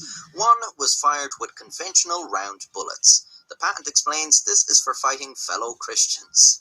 However, when used against peoples of other religions, namely Muslim Turks, the gun could be configured to fire squared bullets, which Puckle thought would inflict greater wounding and suffering. The purpose of this, according to the patent, was to convince the Turks of the benefits of Christian civilization. Day 625. The enemy have deployed a new weapon, the savagery of which has never before been seen. I have witnessed firsthand the air itself being chewed up by its fire, a devastating 9 rounds within a single minute. As if not satisfied by the cruelty of their invention, the English have taken to using square bullets. Square. The brutality of the battlefield has become too much to bear. I hereby renounce my country and my beliefs and turn to a life of apostasy. How can one deny that Christianity, with its square bullets, is the one true faith? The buckle gun failed to impress the British government, who found the flintlock mechanism to be unreliable. As a result, very few buckle guns were ever created. Okay, I think my problem so far has been selecting guns that have been outclassed through the passage of time. But here's a problem that's still prevalent today. Let's say you're here, and this other guy is here, and you want to shoot this guy, but there's a corner in the way. In order to shoot him, you would have to peek around a corner, ascertain his exact location, and draw aim, by which point he has likely already shot you. This sounds like a job for German engineering. You see? Problem solved. This is the Krumlauf, a barrel attachment for the German Sturmgewehr 44 used in World War II. You probably don't need me to explain how it works. It's literally just a barrel with a bend in it. Personally, I would have suggested an accordion joint so you could angle it any way you wanted to, like a bendy straw. But that might have been too whimsical for the Germans. Now I know what you're thinking. How could Germany lose World War II with this? Well, let's see. Oh, apparently firing bullets through a bent barrel is not good for the barrel or the bullets. The bullets would often be shattered by the stress undergone while turning the bend and would exit the barrel in multiple fragments. And the barrel itself would be destroyed after a number of bullets. Okay, look, I have one more gun. The mother of all guns. The Davy Crockett recoilless gun that fired a tactical nuclear warhead with a yield of 20 tons of TNT. That's pretty much solved every other problem we've encountered right there. No more guy around the corner, no more corner. It worked like this. You'd set it up on a tripod and fire a depleted uranium round from its spotting rifle. This round would produce smoke wherever it landed and give you an idea of where the nuke would land. Then you'd arm the warhead and fire it remotely at the end of its 72 feet of detonating cord. The Davy Crockett had a maximum range of 2.5 miles. Anybody within 520 feet of the blast, dead pretty much instantly. Radiation would kill anybody just outside of that radius within hours or days. Ugh. Now, I know what you're thinking. That sounds like a pretty big radius of death compared to its range, but the Davy Crockett was supposedly safe for its crew as long as they followed the strict operating procedure. To be honest, as long as the thing exploded where it was supposed to, I'd be fairly happy. But I know if it were ever me pressing the detonator, nothing would happen. And that's when I'd get real nervous. The Davy Crockett performed very well in tests and was technically a pretty sound weapon. I really didn't know about it was this. eventually decided the whole thing was kind of a bad idea. After the inventors caught wind of how eager some were to get their hands on such a powerful weapon, they realized exactly what was going to happen. Someone would fire this off in a battlefield, which would then prompt the enemy to respond with a tactical nuke of their own, until the situation escalated into a full-blown nuclear war. By deploying these on the field, you were potentially putting the fate of civilization into the hands of some infantryman. It was then decided that the power to detonate nukes should rest only with people who were pretty sure understand the consequences, and not G.I. Joe. The Davy Crockett was retired. So there you go, a bunch of great. So there you go. Designs. There's the size of a fucking nuke right there in 1950. So consequences, and not G.I. Joe. The Davy Crockett was retired. That's it. That's don't need to be big anymore. And not G.I. Joe. You probably put that in the size of a hand grenade now. I never seen this thing. It looks like a recoilless rifle with this nuke on the top. Crazy, man. And this is 1950s. Are you shitting me? It's 60 years ago, 70 years ago. Imagine how small that is now. Wait till you see the background. So there you go, a bunch of great weapon designs. Actually, they were all pretty terrible in their own unique way, weren't they? But if I had to pick one to defend my home from burglars, I'd probably choose... You know what? I might just go with a stern warning, actually. If you enjoyed this video, I have many others as well. And just like these I just watched one. terrible in different ways. Ta-da! Subscribe to see more in the future. We got a new background. Next time, stay safe. As soon as that's I just got done watching one. a depleted uranium round with its spotting rifle. I wonder, do I have fucking dyslexia? You can I'm a YouTuber who can't say the word subscribe. Holy fuck.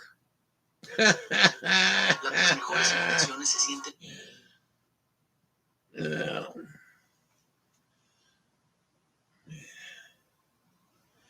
That came in the mail today. And I know you're busy feeding.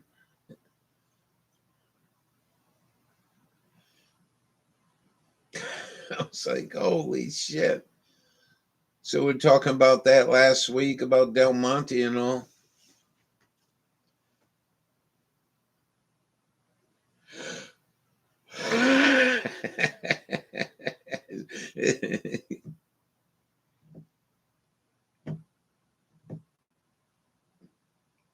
Five of them.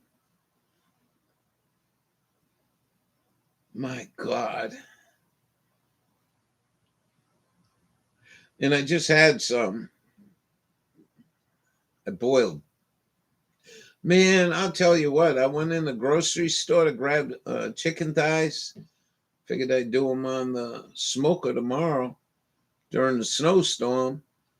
And just about every chicken in the place was skinless. I would say 90% of the chicken they were selling was all skinless.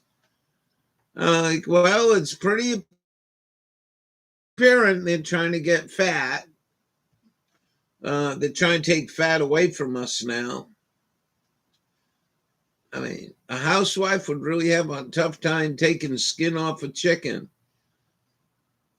Oh, slight chance of snow. Now they changed it up 1 to 3 inches, possibly around 1 inch tomorrow at 44 degrees.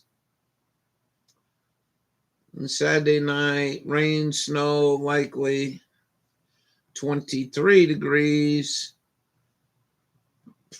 They were saying 6. Well, I hope your feeding goes well.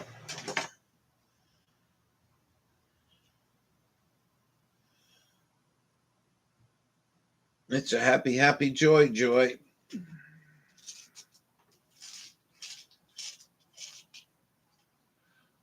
Oh my, the rain. Haven't seen anyone else. What we have? A 9-hour, 11-hour notification.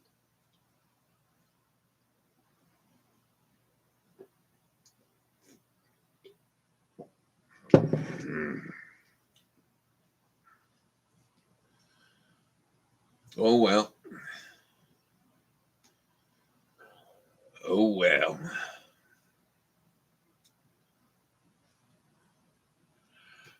Oh. Oh.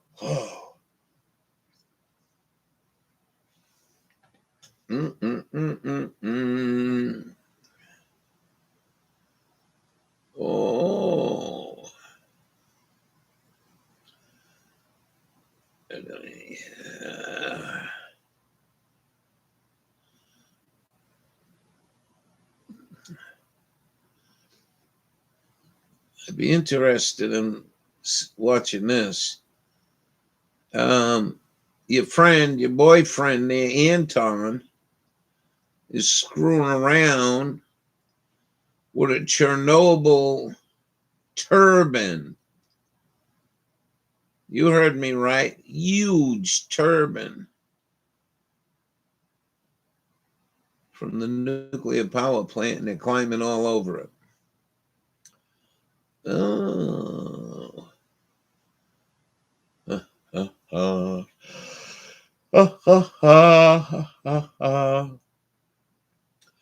I'm trying to stay away from that. Sis was sending me videos on, oh, I bet, on the Chevrolets. I wonder what happened there.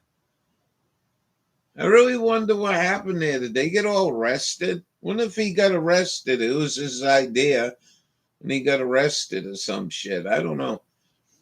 But sis sent me about GM cars blowing up with 500 miles on it. Well, we'll have to wait till tomorrow morning. But just call me. Eddie has got the new Toyota.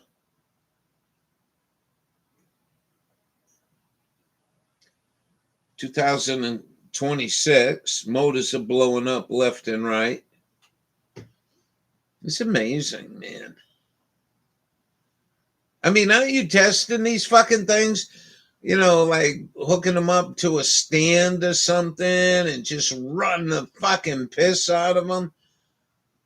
My goodness, what's going on there?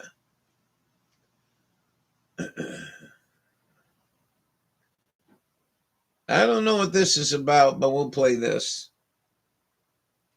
I'm glad you showed up.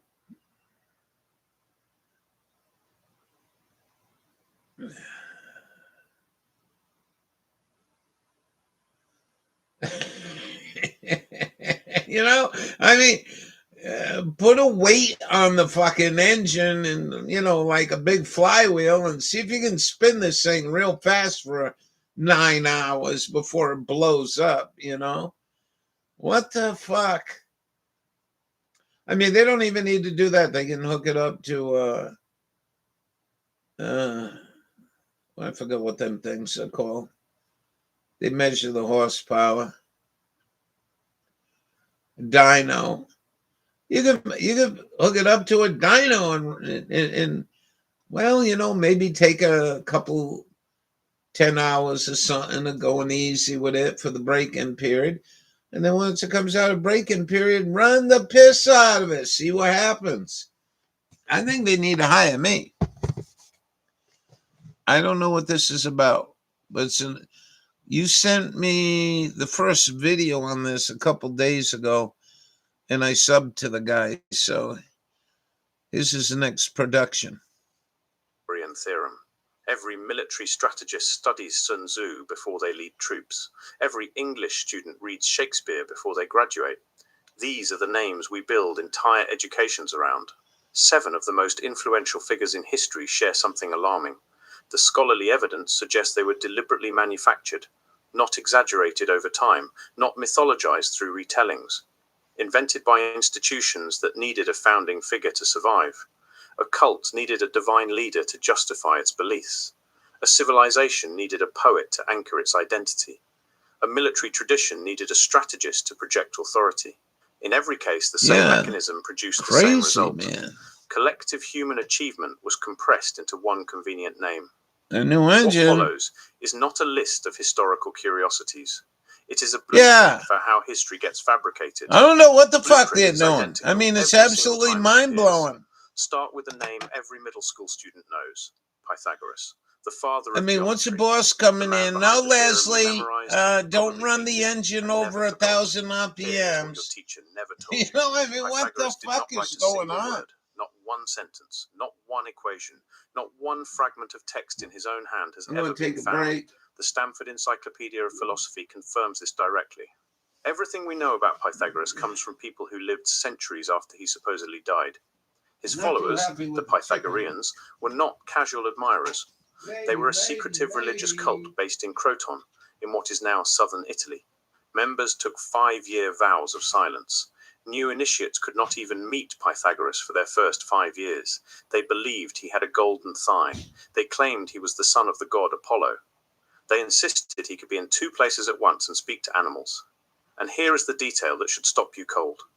Every single discovery attributed to Pythagoras was credited to him by these followers, not by him. Their internal rule was absolute. All knowledge belonged to the master. If you made a mathematical breakthrough inside the cult, it became his. Your name disappeared. His grew. Alberto Martinez, in his 2012 book, The Cult of Pythagoras, argues there is almost no evidence that Pythagoras contributed anything to mathematics or science. The theorem itself, the one that bears his name, was known to Babylonian mathematicians over 1,000 years before he supposedly lived. The Plimpton 32 clay tablet, dated to approximately 1800 BC, proves this. It sits in the Columbia University collection right now. You can look it up. The Babylonians were calculating right triangles 12 centuries before the man who got the credit was supposedly born. So what was Pythagoras? Possibly a charismatic cult leader, possibly a composite figure assembled by his followers to justify their unusual beliefs, possibly nobody at all. The cult needed a divine founder. They needed someone supernatural at the top. The more miraculous the leader, the more unquestionable the teachings. It is worth noting that Aristotle and Plato both reference the Pythagoreans as a group. Neither one claims to have verified that Pythagoras was a real individual. Even the ancient philosophers treated this as a collective, not a biography. And that mechanism, a group inventing its own genius, is about to repeat 6 more times. Homer, the greatest poet in Western history, author of the Iliad and the Odyssey, the 2 works that anchored Greek literary civilization. For so influential a figure, there are 0 contemporary accounts of his life, none. 7 different cities in the ancient world claim to be his birthplace, which is a polite way of saying I can't find nothing funny to play. Where he came from. They know more. He is traditionally described as blind, but no source from his era There's confirms no even that. Scholars have questioned Homer's humor existence anymore. since at least Can't the play 3rd century George BC. Collins. In 1795, Friedrich August Wolff formally argued that the Iliad and Odyssey were compiled from oral traditions by many authors across centuries. The linguistic evidence supports this. The texts contain words and grammatical structures from different historical periods, layered on top of each other. This is not what a single author produces. This is what a living, evolving tradition produces. And then someone gives it a name. Greek civilization needed a founding literary genius. A sprawling oral tradition spanning generations needed a face. So they gave it one. They called him Homer, and they never looked back. 1,000 ships launched by a poem nobody can attribute to a single human being. Now consider Sun Tzu, the most famous military strategist who ever lived. The Art of War is required reading at West Point. It has been translated into dozens of languages. CEOs quote it in boardrooms, but Columbia University's Asia for Educators program states it plainly. There is no firm evidence that Sun Tzu existed. The name Sun Wu does not appear in any text prior to Sima Qian's records of the Grand Historian, written around 94 BC. That is roughly 400 years after Sun Tzu supposedly lived and fought. The most detailed historical text covering the exact period he allegedly served in is the Zuo Juan. It mentions almost every notable figure from that gas era. is It does not climbing mention up. Sun Tzu, 365, Song Dynasty scholar Yi Shi 367, first noticed this discrepancy around 1150. 358. He found it strange that the most 360. comprehensive account of the era Ta-da! could simply omit its supposed greatest military mind. The name Sun Wu I just itself wanted may to not check even on be a it. name. Some scholars translate it as a descriptive title, meaning the fugitive warrior. This is kind of bleak. To our car insurance, I was scared to even think about my wallet. Don't think of your wallet, man. In 1972, a discovery complicated things further. The Yinquishan hand slips were found in tombs sealed between 34 and 1118 BC. Wow. They contained 2 separate military texts, one attributed to Sun Tzu and another to Sun Bin, a later figure who appears to have actually existed. Scholars now describe these as a single, continuously developing intellectual tradition united under the sun All right, name. we'll go somewhere else. Generations of military thinkers contributed time to is a it? body of knowledge. Then the tradition was assigned to one legendary founder. The pattern is becoming difficult to ignore. What are you going to do for now, dinner? Fair objection. Absence of evidence is not evidence of absence. You need Records ketchup? from 25... She is a trip.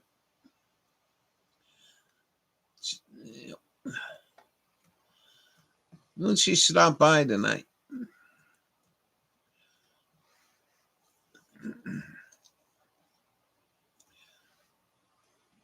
All right, here we go. We got the MAGA. This one here looks really cool, but I'm kind of nervous of playing it because copyrighted. But I'm going to try something.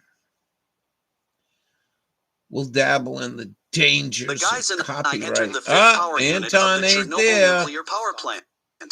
Do you know? These guys are back fucking in Chernobyl. I can't believe these guys, man.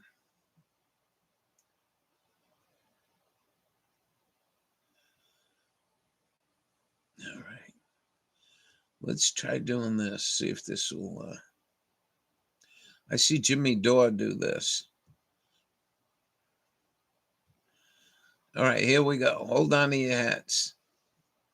Why we are here?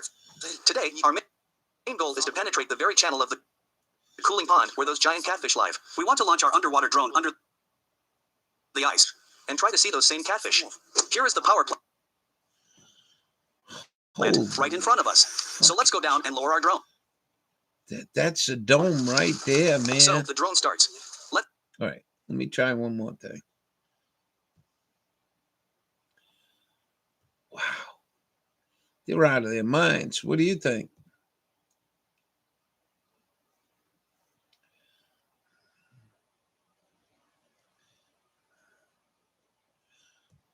Cameron Brink will do anything to keep the optimum advantage to herself. Optimum Nutrition.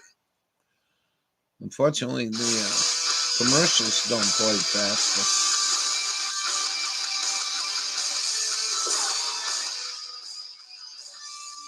Well, I don't know what to say. Prescription drug prices are way too high. Susan Collins voted to keep it that way. What a trip. I still wish, off Easter at Hobby Lobby. you know, maybe Anton got arrested or something. I don't know. Extra joy everywhere you look. They trashed that island pretty good, you know. Oh.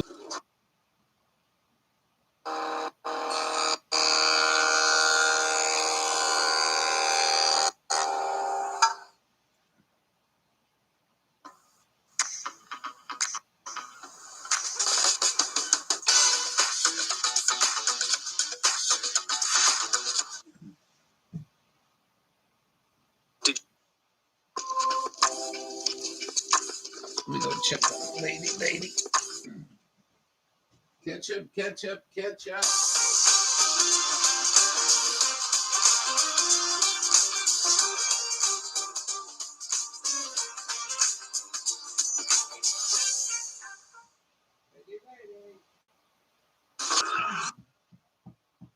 See, Dollar Shave Club just has great razors at a great price and no bull.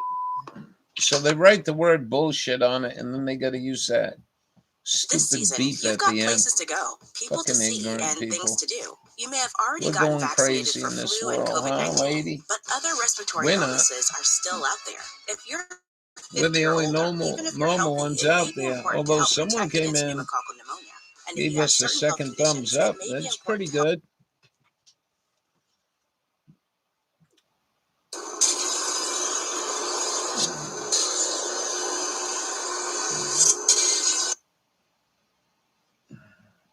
Ever witness a once-in-a-lifetime moment of wild beauty?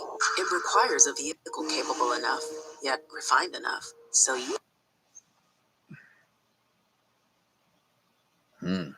Refined enough. Fine grilled chicken breast strips in the freezer aisle. Boom. Tyson. Oh, yeah. Joining the federal workforce as a transportation security officer with TSA means job stability and solid Well, I benefits. thought they were supposed to be gone. Employees at Your Republican Party says you were going to get rid of them. You're going to be there for a couple of years. Bundle your home and auto with Progressive, and you'll get round-the-clock protection. That's it. That's right.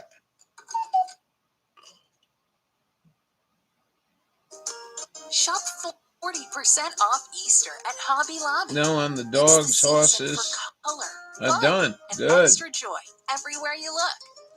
Hop into your best spring yet with 40% Good. off Easter at Hobby Lobby. Hey, Lurker.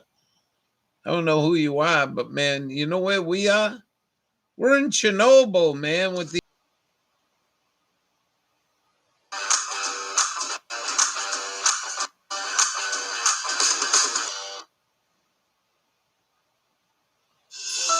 I like you. You're my everything.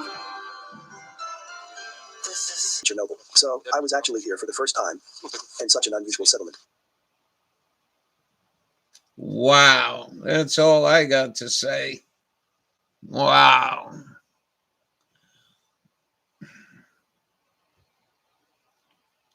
These fucking guys are nuts. Well, they're if way I understand it, they're escaping the Ukraine army. They don't want no part of being drafted. Ooh, wonder if that's where Anton is. I didn't even think of that. Wonder if they grabbed him. Seems so. What's she for?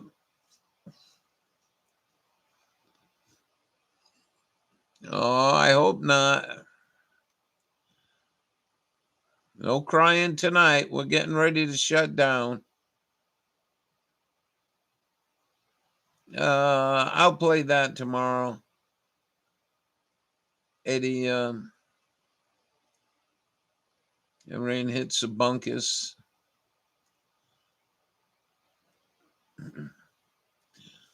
They dropped the rape charges on all them IDF agents that rape prisoners with steel pipes. Basically crippled them for life.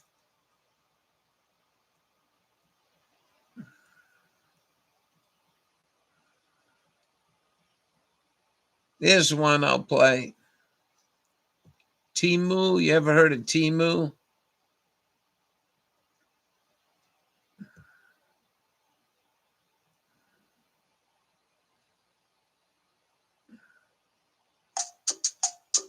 You might not believe this one.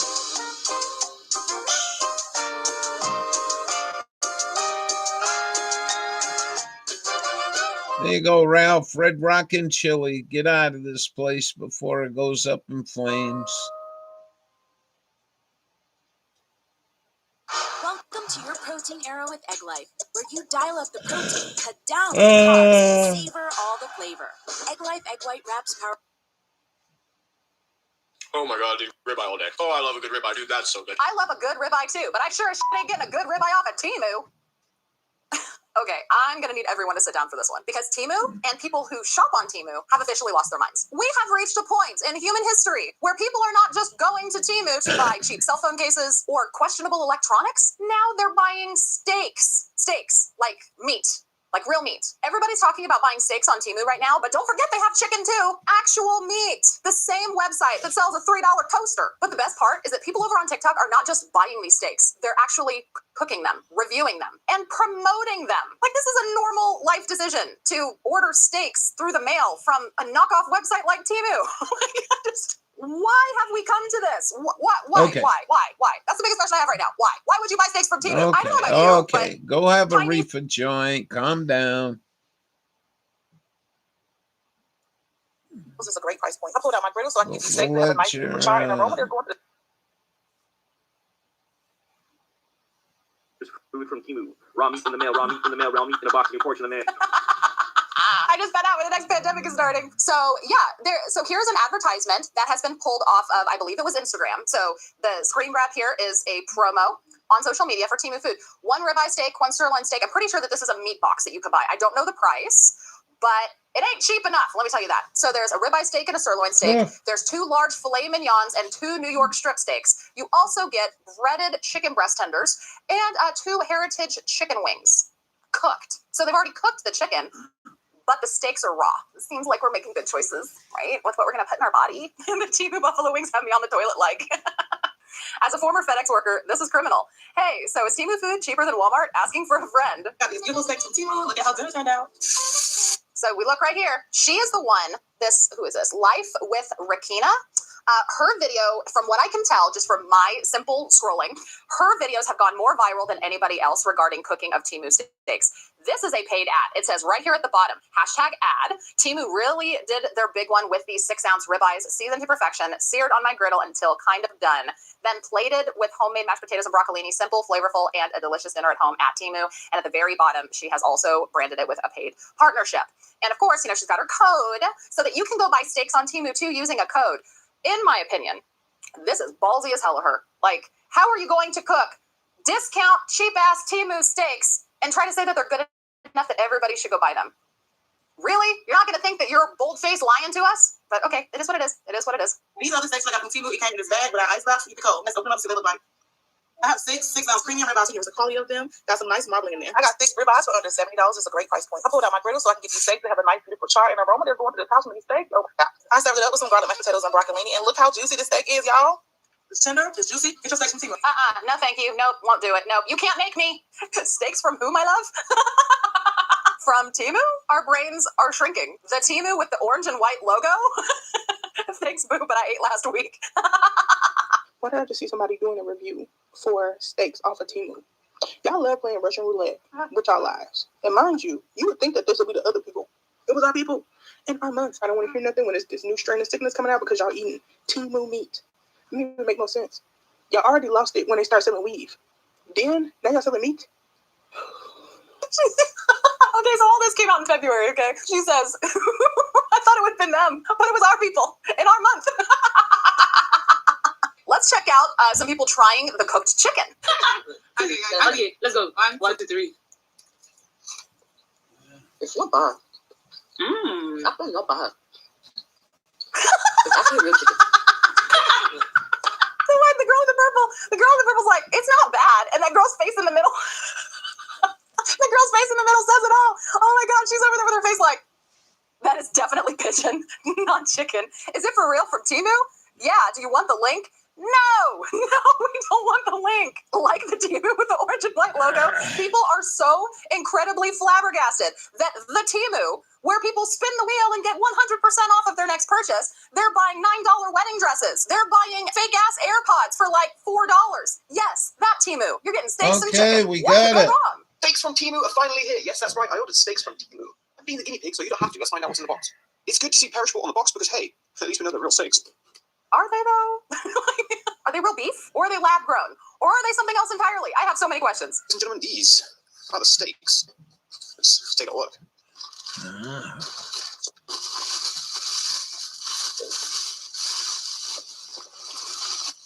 Okay, so they were shipped with a block of Nordic ice. That's good, right? Cool, still cold. Honestly, it is kind of weighty.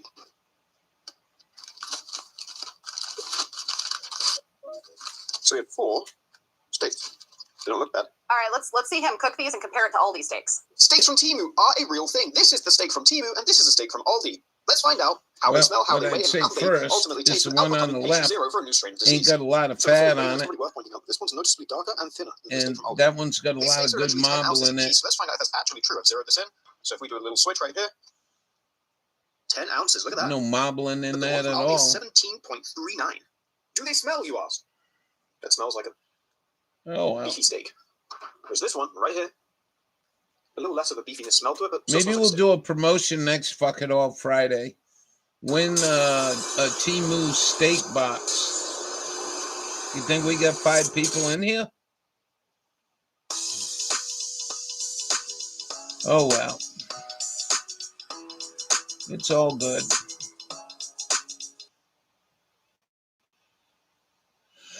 We're going to keep it really simple with preparation. We're going to some salt, some pepper, MSG, some onion powder, and some garlic on each steak. I will say the Temu steak is noticeably wetter. And that's got me slightly concerned, but hey, for science, right? We'll find out what happens. Now we have 2 seasoned steaks. Let's find out how they cook. Many people have told me to avoid making this video, but this is for me. This is for science and the entire scientific community. So here we have the steak from Aldi, and we have the steak from Timu. Let's see how they cook up. Time for the big reveal. Firstly, the Timu guy right here. Look at that, delicious. Now look at the one from Aldi. Even better. See, we have the Timu steak, but looked like it cooked pretty well. We'll let it rest for a minute. But we have the Aldi steak. This is much more the quality you'd want to see from your steak, but usually let's taste before you cut the it, steak from Timu. you let it rest. Let's see how it tastes. It's fine. A little bit chewy, a little bit dense. Kind of. It's fine. Aldi. Okay. So the Aldi one tastes, the texture is much more like steak to me, whereas the one from Timu is still steak. It just seems more like a maybe slightly processed steak. Either way, they both taste delicious. Answer the question, should you buy a steak from Timu? I can say with 100% certainty, just buy it from Aldi, Walmart, Maya, 2 of them ribeyes at Walmart are like $30, $25. No, there are so many places you can go get a steak now. Like I said, you can even go get a steak from freaking Dollar Tree. Dollar Tree has steaks. You don't need to order them from Timu. It's human meat. An article came out I just figured I'd show you that. Some things that you should never do, like buy steak off of Timu. Hey, that rhymed. And then she has too much. Let's cook it. This is another freaking paid partnership. Let's cook a steak from Timu. Use code MAMA to get 30% off. That's not me. She has too 3D much printed? caffeine, I I have think. no idea what this looks like. And I'm just going to season with salt and pepper. Keep it simple. We're going to turn it over, but this side's going to have just a little bit of a binder. We're going olive oil, baby. Rub that in. It's going to turn on the burner. Go down with a little bit of oil. My pan is starting to smoke. Go ahead and I mean, you know, I'm not the cleanest guy in the world, but that pan is disgusting. I'm going to grab the ribeye. We'll go ahead and I throw it in mean, the pan as well. did you think about taking some steel wool to it? Oh my god. Not even that bad. I'm going to throw in some fresh garlic. Go ahead and flip this guy. I'm going to throw in some rosemary and then just a little bit of butter. We'll go ahead and melt that down. Feel that looking like a nice steak. Go ahead and flip this guy again. Roll it around. Yeah, it's looking like a steak that you can get basically anywhere. Now, the texture and the taste is what matters. And lest we not forget, these steaks are from Timu. I'm going to put my ribeye. Yes, sir. Mostly just want to get some butter on it. I'll flip it again. Scoop up that liquid and then baste my steak. And once those steaks are cooked, place them over here. Then we'll jump on that secret sauce. Oh, yeah. And there you have it. Some steaks I got off Timu. Let's cut them open and try them out. I'm honestly excited for this. They smell really good. You ready? They smell good because you're smelling garlic, butter, and rosemary. That's what you're smelling. I Not would smelling agree. steaks. You're smelling the garlic, butter, and rosemary, which I bet smells really freaking good. I'm hungry. That just goes to show how much I do not want to eat Timu steaks. I am starving. It is lunchtime. I I am took late for 3 lunch, and even I wouldn't skinless eat these chicken steaks right now, but breasts, I'd lick up some garlic butter. put them in a fried pan Garlic butter. with Nice. It's really good. Now for the ribeye. Okay. yeah, Let's go try the sirloin first. Here we go. chicken, Now let's try the ribeye and see if it's better than the chicken sirloin. juice, chicken broth. Oh my god, dude, ribeye all day. So I love a good I ribeye, dude. That's poached so them good. in I there, love a good ribeye too, but I sure as and shit ain't then I getting a good had ribeye off of Timu. Yeah, yams anytime out of a anybody has can. a promo code for something, you always have to But question it gave me right? an But the fact excuse that to he's put taste testing ketchup on my steaks chicken, that he got in the which I mail would never from do. Timu. But I did want to I try believe this the review ketchup. even less than usual. If I see anyone buy Timu steaks, you're just gonna have to get exiled. Timu fillets, chicken. What are we doing? What are we doing? Yeah. I have no idea what we're doing. Well, yams we're in the doomed. can We are aren't doomed. overly We're that gullible and we're good. doomed. So after I learning grabbed about them Timu selling around. steaks and chicken, I have several questions. Well, First of I all, think who's the target audience Thanksgiving. here? Because the idea of a Timu steak should realistically You should trigger really the try to same get kind of real cautionary yams. tale as something like gas station sushi. Just because somebody can order something and have it delivered by mail does not mean that it should be consumed. Listen, if you want to order some Timu steaks and you enjoy them, you do you, boo. But I think I am going to go ahead and pass. It's not just a regular pass, it's a hard pass. Hard pass on the Timu steaks. I want to hear from you guys. Would you ever You try a didn't Timu pre-cook steak? Have you anything? tried What a does Timu that steak? mean? Let me know down You in the gonna comments stop below. cooking I'm now? really curious to know if I'm just not adventurous enough. I always thought that I was adventurous with food. Apparently not if I'm not willing to eat a Timu It's steak. I don't know. Let me know what you 9:57. think down in the comments. And if you It's like 10 videos like this, o'clock don't forget to hit here. the thumbs up button before you leave. Are you While you're down there, shitting double me? check, make sure you are subscribed and ring that notification bell. That way you're notified whenever I post my next video. Thank you again so much for watching. I'll see you guys in the next one. Bye. What are you thinking of making?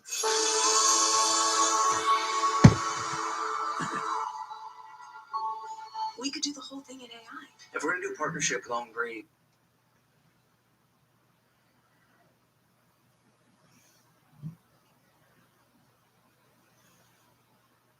That really wasn't a good dinner for me. So I'll try something else tomorrow with them.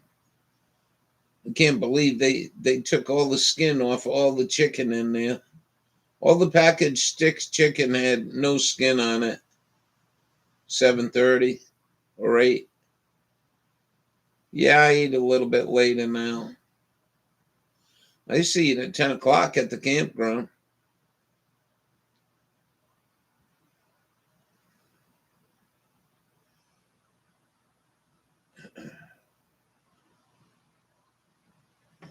Well, we got 3 hours in.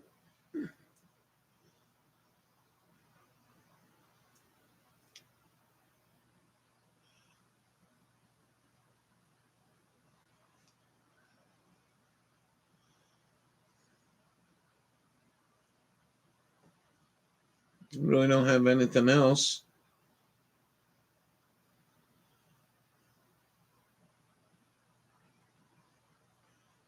Oh, I see. It's a long day.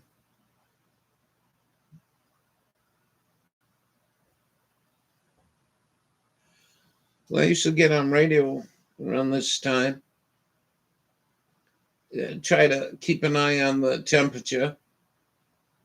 It's supposed to get cold tonight. Not brutal cold, but in the 20s, I think.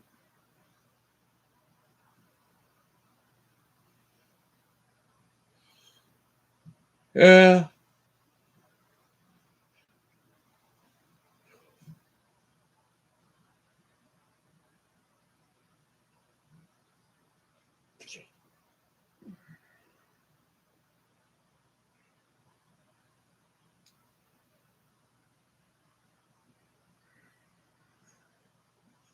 I really don't know what to do with them. I guess I could try them. Do is heat it.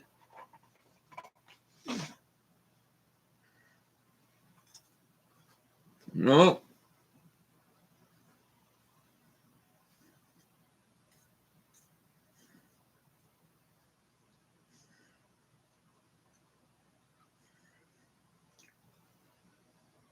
Tomorrow, try putting butter and olive oil in the pan.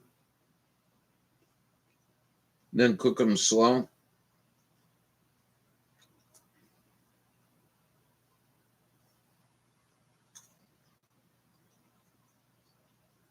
Well, we had a few people stop in. I think there were 3 in here when I first turned it on.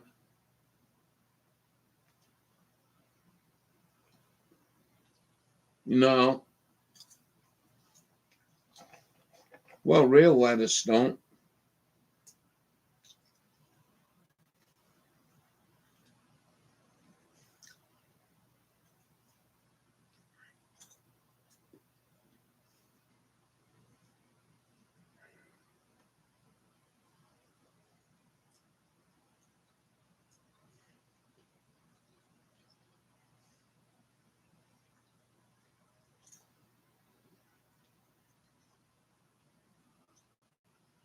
Yeah. I haven't got cabbage in a long time.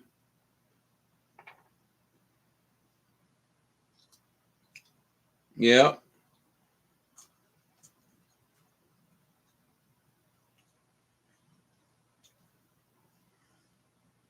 Yes, I was staying pretty healthy all summer long. Go pick me a head of cabbage, bring it in before the slugs got to them and the snails.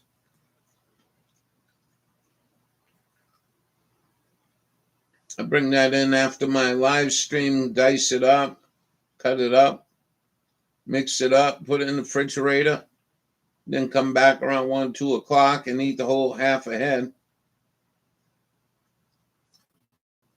Yeah, those sound good. I don't know what to do with this chicken, though.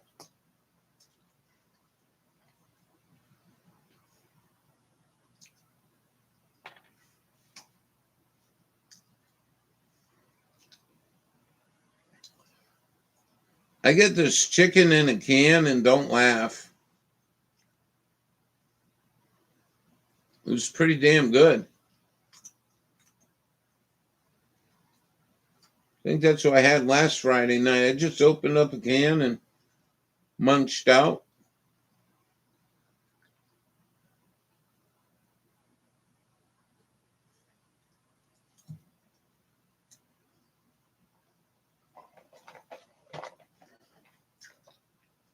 Well, I hope you get something good and warm to eat and get some good sleep.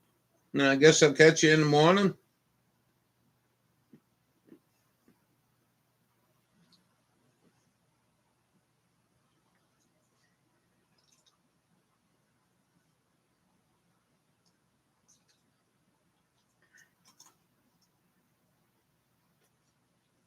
You're welcome. Have a good night. See you in the morning.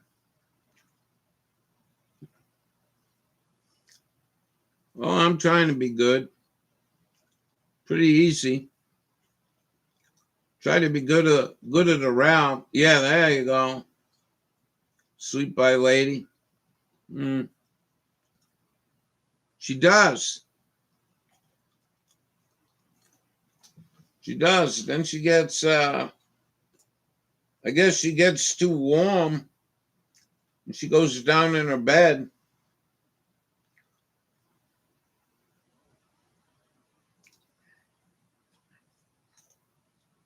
You know, she's not under the covers.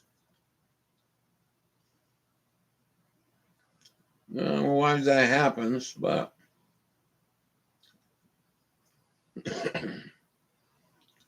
anyways, we'll see you later. Have a good night. Thank you for coming. Hope you enjoyed it. Winter weather advisory. Start soon. Have a good night.